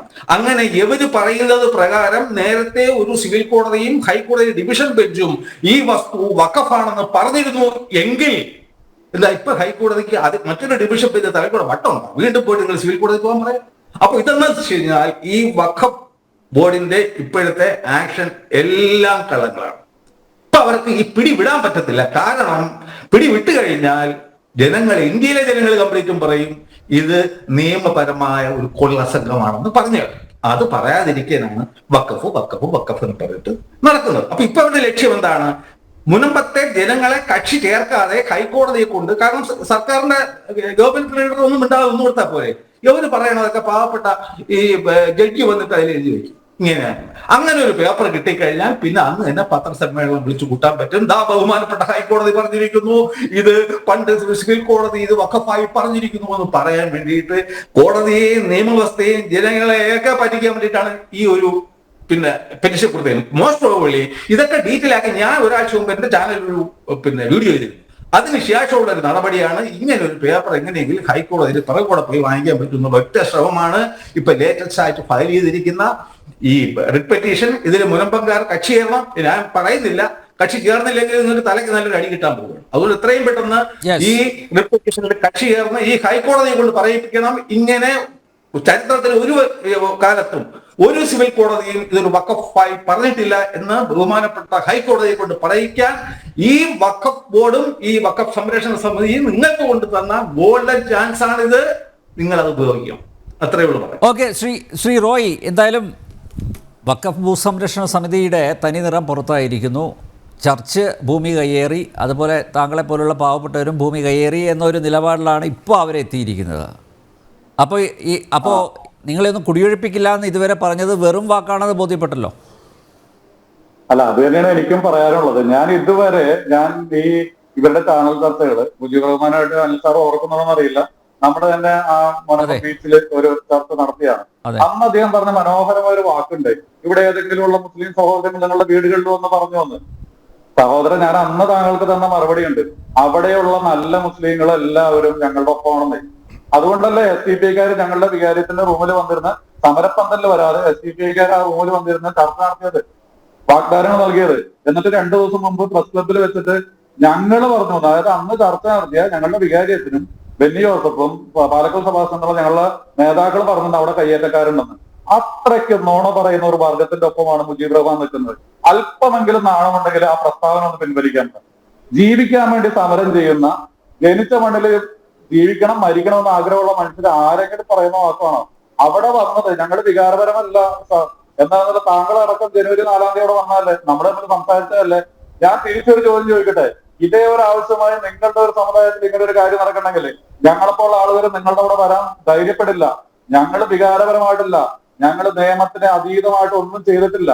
താങ്കൾ പറഞ്ഞല്ലോ ഫാറൂഖ് കോളേജിനെതിരെ കേസ് കൊടുക്കാൻ കാരണം എന്താ? ഞങ്ങളെ കൊണ്ട് വലയത്ത് അടിക്കാനാ? ഫാറൂഖ് കോളേജിന് അനുകൂലമായിട്ടുള്ള വിധി പറഞ്ഞത് ഈ നാട്ടിലെ നീതിന്യായ വ്യവസ്ഥയാണ്. ഒരു സംസ്ഥാനത്തെ ഏറ്റവും വലിയ ഹൈക്കോടതി ഡിവിഷൻ ബെഞ്ചാണ് പറഞ്ഞത്. അങ്ങനെയാണെങ്കിൽ അന്ന് തന്നെ ചെയ്യായിരുന്നില്ല. നിങ്ങൾ ചെയ്ത 1902 മുതലുള്ള ചതി, 1946, 48, 50 ഇപ്പോഴും തുടരുന്ന ചതി. നിങ്ങൾ എന്താ ചെയ്തത്? നിങ്ങൾക്കത് വഖഫ് ആക്ട് പ്രകാരം വേണമെങ്കിൽ ചെയ്യാമായിരുന്നിട്ടും അത് മറച്ചു വെച്ചിട്ട് അന്നുണ്ടായിരുന്ന തേജസ് പത്രത്തിൽ ഇതിനെക്കുറിച്ച് എഴുതുകയും VS അച്യുതാനന്ദ സമയത്ത് നിസാർ കമ്മീഷന് അതും വളരെ പിക്ക് ചെയ്താണ്. ആ കമ്മീഷൻ കഴിഞ്ഞ ദിവസം പ്രസ്താവന അറിയാലോ, ദൈവത്തിന്റെ ഭൂമി സംരക്ഷിച്ചതിന് എനിക്ക് ചാരിതാർത്ഥ്യമുണ്ടെന്ന്. എങ്ങനെയുണ്ട്? ഇത് മുഴുവൻ ചതിയുടെ കഥയാണ്. ആ ചതിയിൽ നിങ്ങൾ ഇപ്പോഴും പെട്ടു നിൽക്കുകയാണ്. ആർജവമുണ്ടെങ്കിൽ വിശ്വസിക്കുന്ന ദൈവത്തില് എന്തെങ്കിലും ഇതുണ്ടെങ്കിൽ നിങ്ങൾ ചെയ്യേണ്ടത്, നിങ്ങൾ തന്നെ പറയുന്നുണ്ട് പാവപ്പെട്ട മനുഷ്യർന്ന് അവർക്കുള്ള ഭൂമി വിട്ടുകൊടുത്തിട്ട് ആ ദൈവത്തിലുള്ള വിശ്വാസം ഒന്നുകൂടെ അടിയുറപ്പിക്കുക. അതാണ് ചെയ്യേണ്ടത് മുജീബ് റഹ്മാൻ. അല്ലാതെ ഞങ്ങളെ കൊണ്ട് ചാടിക്കാൻ വേണ്ടി എന്തൊരു മനോഹരമായിട്ടാണ് ഏതെങ്കിലും ഒരു വണ്ടി പോയി കഴിഞ്ഞിട്ടുണ്ടെങ്കിൽ അല്ലെങ്കിൽ ഒരു സ്ഥലം പോയി കഴിഞ്ഞിട്ടുണ്ടെങ്കിൽ ചെയ്യുമെന്ന് പറഞ്ഞത്. വഖഫ് ആക്ട് പ്രകാരം വഖഫ് ബോർഡിന് ഇത് ചെയ്തുകൂടെ? ഞങ്ങൾ ഉദ്ദേശിക്കുന്നതിന് വേറെ എന്തെങ്കിലും ഈ നാട്ടിലെ നിയമങ്ങൾക്ക് നിങ്ങൾക്ക് നിങ്ങൾക്ക് എന്തെങ്കിലും നിങ്ങൾക്ക് ഉണ്ടോ? ഏതെങ്കിലും നിയമത്തിന്റെ അടിസ്ഥാനത്തിലാണ് നിങ്ങൾ ചെയ്തത്? നിങ്ങൾ എന്ന് പറഞ്ഞ് 12 റിസോർട്ടുകാർക്ക് നോട്ടീസ് കൊടുത്തിട്ടുള്ളത്. ഞാൻ അവിടുത്തെ എനിക്ക് 12 സെന്റ് സ്ഥലമുള്ളത്, എനിക്കൊരു നോട്ടീസ് കിട്ടിയിട്ടില്ല. ഞാൻ ഇത് അനുഭവിച്ചുകൊണ്ടിരിക്കണം കഴിഞ്ഞ 3 വർഷമായിട്ട്. അത് തന്നെയാണ് ഞങ്ങൾ പറയുന്നത്. അപ്പൊ വഖഫാറ്റാണ് ഞങ്ങൾക്ക് എതിരാളികൾ എന്ന് പറയുമ്പോൾ വഖഫാറ്റിനെ ഞങ്ങൾ കടലിൽ കെട്ടിത്താത്തിയത്. അതിന്റെ അകത്ത് മാറ്റേണ്ട നിയമങ്ങളുണ്ട്. അതുകൊണ്ടാണ് ഞാൻ പറഞ്ഞത്, മുനമ്പക്കാർക്ക് വേണ്ടി മാത്രമല്ല, വഖഫാറ്റിലെ കിരാത നിയമത്തിനെതിരെയാണ് ഞങ്ങൾ ചെയ്യുന്നത്. താങ്കൾക്ക് അത് വരുന്നുണ്ടല്ലോ, ഞങ്ങൾക്ക് പള്ളി എന്ന് പറഞ്ഞിട്ട് ഞങ്ങൾക്ക് വേറെ പ്രശ്നമൊന്നുമില്ല. ഞാനത് ആലോചിച്ചുകൊണ്ടിരിക്കുകയായിരുന്നു, എന്തുകൊണ്ട് നിങ്ങൾക്ക് മറ്റെല്ലാം ഹറാമാണ്, പള്ളി ഹറാമാണ് നിങ്ങൾ എന്തുകൊണ്ട് പറഞ്ഞില്ല എന്നുള്ളത്. ഇനി താങ്കൾ ഒരു കാര്യം മനസ്സിലാക്കുക, 2 ഏക്കറിൽ പള്ളി ഇരിക്കുന്നുണ്ട്, ശരിയാണ്, 25 സെന്റിലായിരിക്കാം പള്ളി. അതിന് ചുറ്റുമുള്ള കുറച്ച് വീടുകൾ വാങ്ങിച്ചിട്ടുണ്ട്. എന്റെ അയൽവാസികളുടെ വീട് മേടിച്ചിട്ടുണ്ട്. കഥ പഠിക്കുമ്പോൾ അല്ലെങ്കിൽ കഥ പറയുമ്പോൾ കളവ് പറയുമ്പോൾ കുറച്ചും കൂടി നല്ല രീതിയിൽ പറയുക. ഇനി ഞങ്ങൾ ഒരിക്കലും വികാരപരമായിട്ട് പെരുമാറാത്തതിന്റെ പേരിൽ തന്നെയാണ് ആ സമരം. ഇനി പള്ളിമുറ്റത്ത് സമരം നടത്താൻ താങ്കളുടെയോ അല്ലെങ്കിൽ താങ്കളെ പ്രതിദാനം ചെയ്യുന്ന മറ്റ് സംഘടനകളുടെ അവകാശമില്ല. ഞങ്ങളുടെ പള്ളിയുടെ മുറ്റത്ത് സമരമല്ല നടത്തുന്നുള്ളൂ, വേറെ ഒന്നും ചെയ്യുന്നില്ല അവിടെ. അത് എന്തുകൊണ്ടാണ്? ആ പള്ളി ഉൾപ്പെടുന്ന അംഗങ്ങളാണ് അവിടെ കൂടുതലുള്ളത്. മറ്റ് ഹിന്ദു സഹോദരങ്ങൾക്കില്ലാത്ത ബുദ്ധിമുട്ടൊന്നും താങ്കൾക്ക് വേണ്ട. പിന്നെ എന്തുകൊണ്ട് വേറെ സമുദായങ്ങളില്ല എന്നുള്ളതിന് ഞാൻ ഇവിടെ ചാനൽ ചർച്ചയിൽ പറയുന്നില്ല. അതെല്ലാം വലിയ കഥകളാണ്. പണ്ട് എന്റെ ബാല്യവും യൗവനവും എല്ലാം കളഞ്ഞ ഒരു ഫാറൂഖ് ആയിരുന്നെങ്കിൽ ദാ വന്നിരിക്കുന്നു. ഇതിങ്ങനെ പല വിധത്തിൽ വേഷം മാറി വരികയാണ്. ഞങ്ങൾ കഴിഞ്ഞ ദിവസം ഒരു നാടകം അവതരിപ്പിച്ചിരുന്നു. ചതിയുടെ മേൽക്കുപ്പായി ഇട്ട് വരുന്ന കുറെ ആളുകളാണ്, കുറെ സേട്ടുമാരായിരുന്നു, പിന്നെ ഫാറൂഖ് കോളേജായിരുന്നു. ഇപ്പൊ ഇതും വന്നിരിക്കുകയാണ്. ഞങ്ങൾ എങ്ങനെ ജീവിക്കുക? നാളെ റിപ്പബ്ലിക് ദിനം ആഘോഷിക്കല്ലോ, നിങ്ങളൊരു നല്ല തീരുമാനം എടുക്കുക. സ്വാതന്ത്ര്യ ഇന്ത്യയിലും മതേതരത്വത്തിൽ വിശ്വസിക്കുന്നുണ്ടെങ്കിൽ നിങ്ങൾ എല്ലാവരും കൂടിയിട്ട് ഒരു തീരുമാനം എടുക്കുക.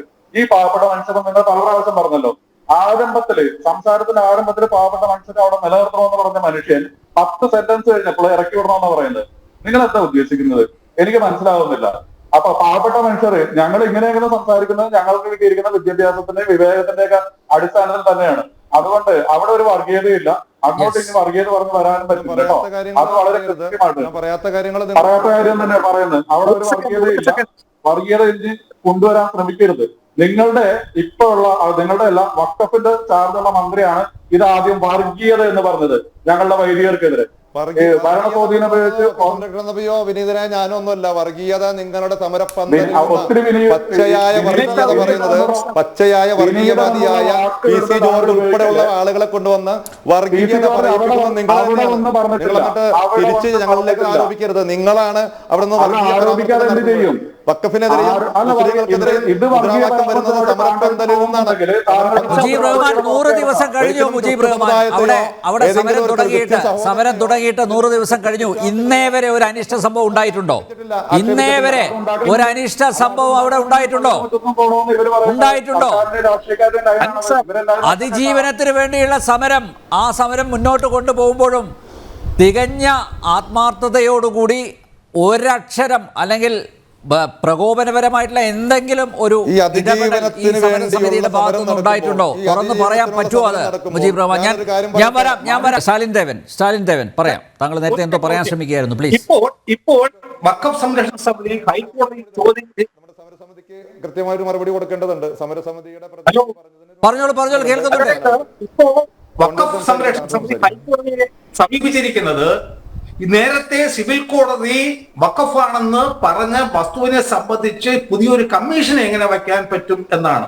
അങ്ങനെയാണെങ്കിൽ ഞാൻ നേരത്തെ വായിച്ചു കേൾപ്പിച്ചു, 1971 പറവൂർ സബ് കോടതി ഇത് വന്നിട്ട് ഈ ഫറൂഖ് കോളേജിന്റെ സ്വകാര്യ വസ്തുവാണ് എന്ന് ഡിക്ലെയർ ചെയ്ത വസ്തുവിനെ സംബന്ധിച്ച് എങ്ങനെയാണ് നിസാർ കമ്മീഷൻ വെച്ചിട്ട് അതൊരു വഖഫായി പ്രഖ്യാപിച്ചത്? രണ്ടും ഒരേ സമാന സ്വഭാവമാണ്. ഇപ്പൊ ഇവര് പറയുന്നു ഇങ്ങനെ ഒരു വിധി ഉണ്ടായിരുന്നു, പിന്നെ കമ്മീഷനെ വെക്കാൻ പറ്റത്തില്ല. നമ്മളിപ്പോ വിധി വായിച്ചു, അതിൽ പറയുന്നത് ഫറൂഖ് കോളേജിന്റെ വസ്തുവാണ്, പ്രൈവറ്റ് പ്രോപ്പർട്ടിയാണ്. അതിനെ എങ്ങനെയാണ് ഒരു കമ്മീഷനെ വെച്ചിട്ട് ഇവര് വഖഫാക്കി മാറ്റിയത്? അതാണ് എനിക്ക് മറുപടി കിട്ടേണ്ട ഉത്തരവ്. Thank you. മുജീബ് റഹ്മാൻ, പരാതി നിലവിലെ വഖഫ് ബോർഡ് ഭൂമിയുമായി ബന്ധപ്പെട്ടുകൊണ്ട് കോടതിയുടെ മുന്നിൽ വന്ന പരാതിയുമായി ബന്ധപ്പെട്ടുകൊണ്ട് കോടതി അതിന് തീരുമാനമെടുത്തത് ആ ഭൂമി ആ ഭൂമി ഫാറൂഖ് കോളേജിൻ്റെതാണോ അതല്ല അവിടെ കയ്യേറ്റക്കാരുടെയാണോ എന്ന് വെച്ചാൽ ഫാറൂഖ് കോളേജിൻ്റെതാണെന്ന് കണ്ടെത്തി. നിലവിലെ ഈ പറയപ്പെടുന്ന സ്ഥലം കയ്യേറിയതാണ്, അത് കയ്യേറ്റക്കാരുടേതല്ല, ഫാറൂഖ് കോളേജിൻ്റെതാണെന്നാണ് കോടതി പറഞ്ഞത്. അതിനെന്താ കുഴപ്പം? ഫാറൂഖ് കോളേജിൻ്റെതാണല്ലോ. ഫാറൂഖ് കോളേജിന് എങ്ങനെ ഫാറൂഖ് കോളേജിന്റെ കയ്യിൽ എങ്ങനെ ഈ ഭൂമി വന്നു എന്നുള്ളതിന്റെ കൃത്യമായ രേഖകള് ഈ ചാനലിലും ജനം ചാനലിന്റെ ചർച്ചകളിലും അതേപോലെ തന്നെ കമ്മീഷന്റെ മുന്നിലും അതിന്റെ രേഖകൾ വെച്ചുകൊണ്ട് ഞങ്ങൾ ബോധ്യപ്പെടുത്തിയിട്ടുണ്ട്. എങ്ങനെയാണ് ഫാറൂഖ് കോളേജിന്റെ ഫാറൂഖ് കോളേജിന്റെ അവരെ ഏതെങ്കിലും വ്യക്തിയിൽ നിന്ന് പൈസ കൊടുത്ത് വാങ്ങിച്ചതാണോ? അതല്ലെങ്കിൽ സിദ്ദീഖ് സേട്ട് പൈസ കഴിച്ചതാണോ? അദ്ദേഹം പരലോക മോക്ഷത്തിന് വേണ്ടി ഞാൻ വഖഫ് 1950 കൊടുത്ത ഭൂമിയുമായി ബന്ധപ്പെട്ട് അവിടെ കയ്യേറ്റം നടന്നപ്പോൾ ആ കയ്യേറ്റവുമായി ബന്ധപ്പെട്ടുകൊണ്ട് പറവൂർ കോടതിയിലും ഹൈക്കോടതിയിലും നടന്ന ആ കേസുമായി ബന്ധപ്പെട്ട് കോടതി പറഞ്ഞിട്ടുണ്ട് അത് ഫാറൂഖ് കോളേജിന്റേതാണെന്ന്. കോടതി നിലവിലുള്ള കയ്യേറ്റക്കാരുടേതാണ് എന്ന് പറഞ്ഞിരുന്നെങ്കിൽ ഞാൻ സംസാരിക്കട്ടെ. അവിടുത്തെ കോളേജിന്റെതല്ല ഇത്. ഈ പറയപ്പെടുന്ന മുനമ്പത്തെ മത്സ്യത്തൊഴിലാളികളുടെ ശരി, അതങ്ങനെയല്ലോ സംഭവിച്ചിട്ടുള്ളത്. കോടതി പറഞ്ഞിട്ടുള്ളത് 1961-ലും 67-ലും 71-ലും 85-ലും പറവൂർ കോടതിയിലും അതിനുശേഷം ബഹുമാനപ്പെട്ട ഹൈക്കോടതിയിലും വിധികൾ സംഭവിച്ചിട്ടുണ്ട്. ആ സംഭവത്തെല്ലാം എല്ലായിടത്തും ക്ലിയർ ആയിട്ട് പറഞ്ഞിട്ടുള്ളത് ഫാറൂഖ് കോളേജിന്റെ പ്രോപ്പർട്ടിയാണ്. അവിടെ എവിടെയും ആ കേസുകളിൽ എവിടെയും ക്വസ്റ്റ്യൻ എന്ന് പറയുന്നത് ഇത് വഖഫ് പ്രോപ്പർട്ടിയാണോ അല്ലയോ എന്നുള്ള ക്വസ്റ്റ്യൻ അല്ല ആ ഒരു കേസുകൾ ഉണ്ടായിട്ടുള്ളത്. അവിടെ 1961-ൽ ഫാറൂഖ് കോളേജ് അവിടെ താമസക്കാരായിരുന്ന ഈ വ്യക്തികളെ കുടിയൊഴിപ്പിക്കുവാൻ വേണ്ടി ആദ്യം കൊടുത്ത സിവിൽ കേസ് മുതലാണ് കേസുകളുടെ തുടക്കം. അവിടെ അപ്പോൾ ഒരു കാര്യം നമ്മൾ മനസ്സിലാക്കേണ്ട ഒരു കാര്യം, 1961 ഏറെക്കുറെ 64 വർഷങ്ങൾക്ക് മുമ്പ് അവരവിടെ ഉണ്ട് എന്ന് അംഗീകരിച്ചതിൽ ഏറെ സന്തോഷം. 64 വർഷം മുമ്പ് ഒരു ഭൂമിയിൽ താമസിക്കുന്ന ആളുകളെ നിങ്ങൾ കയ്യേറ്റക്കാർ എന്ന് വിളിച്ചത് അങ്ങേറ്റം മോശമായി പോയി. ഇവിടെ നമുക്കറിയാം തെറ്റിദ്ധരിപ്പിക്കരുത്.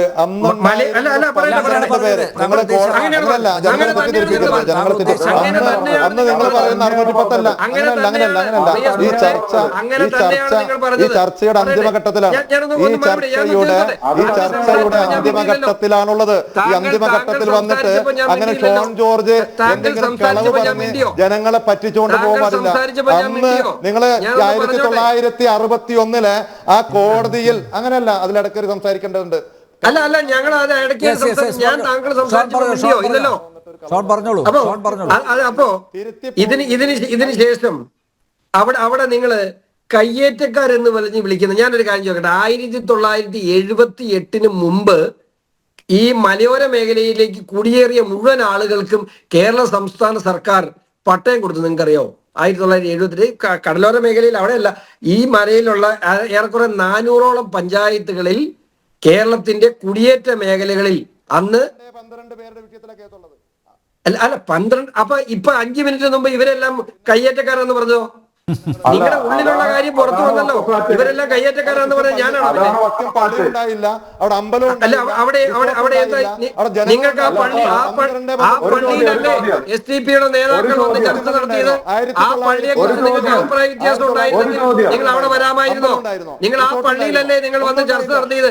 ആ പള്ളിയുടെ മുറ്റത്ത് വന്ന് നിന്നല്ലേ ഞങ്ങൾക്ക് റിസോർട്ടുകാരുടെ പരാതിയുള്ളൂ എന്ന് പറഞ്ഞത്?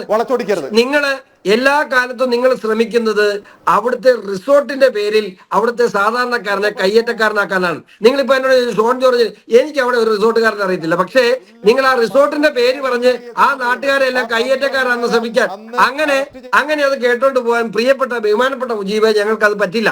നിങ്ങളിവിടെ വളരെ വ്യക്തമായി ഞാൻ നിങ്ങളോട് ഒറ്റ ചോദ്യം ചോദിച്ചു. ഇപ്പോൾ ഈ നിങ്ങൾ നടത്തുന്ന നിയമയുദ്ധത്തിൽ നിങ്ങൾ ആ തുടക്കം മുതൽ പറഞ്ഞൊരു കാര്യമുണ്ട്, ഞങ്ങൾക്ക് ഈ പാവപ്പെട്ടവരെ ഇറക്കി വിടണ്ട, നിങ്ങൾക്ക് ആ അതിനുത്തരമില്ല.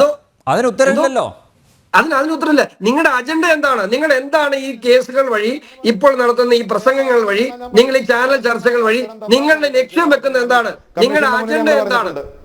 ഈ വർഗീയ സംഘടന അല്ലെങ്കിൽ വഖഫ് സംരക്ഷണ സമിതിയുടെ ഉദ്ദേശം എന്താണ്? നിങ്ങളുടെ 404 ഏക്കർ സ്ഥലം നിങ്ങളുടെ ഒരു കാര്യം ചെയ്യ്, നിങ്ങൾ റീസർവേക്ക് അപേക്ഷ കൊടുത്തിട്ട് ഈ പാവപ്പെട്ടവരെ ഒഴിവാക്കിയിട്ട് ഈ 114 ഏക്കർ സ്ഥലം കഴിഞ്ഞിട്ട് ബാക്കി ഏറെക്കുറെ 390 ഏക്കർ സ്ഥലം കിടപ്പില്ല കടലില്, നിങ്ങൾ എടുത്തോ. നിങ്ങൾ അതിനുള്ള സംവിധാനം ചെയ്യ്, റീസർവേ വെക്ക്, എന്നിട്ട് കടലിൽ നിങ്ങൾ വഖഫ് സ്ഥാപിക്ക്. ഞങ്ങൾക്ക് ആർക്കും ഒരു വിരോധമില്ല. ഈ 114 തൊടാൻ അല്ലെ നിങ്ങൾ തന്നെ മുമ്പ് പറഞ്ഞിട്ടുള്ള അറിയാം. അല്ല, ഈ ഷോൺ ജോർജ് അവിടുത്തെ ഈ പറയപ്പെടുന്ന മുനമ്പത്തെ വില്ലേജ് ഓഫീസർ ഒന്നും അല്ലല്ലോ. ഷോൺ ജോർജ് അങ്ങ് കോട്ടയം ജില്ലയിൽ താമസിക്കുന്ന ആളല്ലോ. അവിടുത്തെ മുനമ്പത്തെ വില്ലേജ് ഓഫീസർ ഒന്നും അല്ലല്ലോ. അവിടെ കടലിലാണോ, വഖഫ് ഭൂമി കടലിലാണോ, കൃത്യമായ ജില്ലാ കമ്മീഷന്റെ മുമ്പിൽ ആവശ്യപ്പെട്ടിട്ടുണ്ട്. ആ ഭൂമി കടലിലാണോ കരയിലാണോ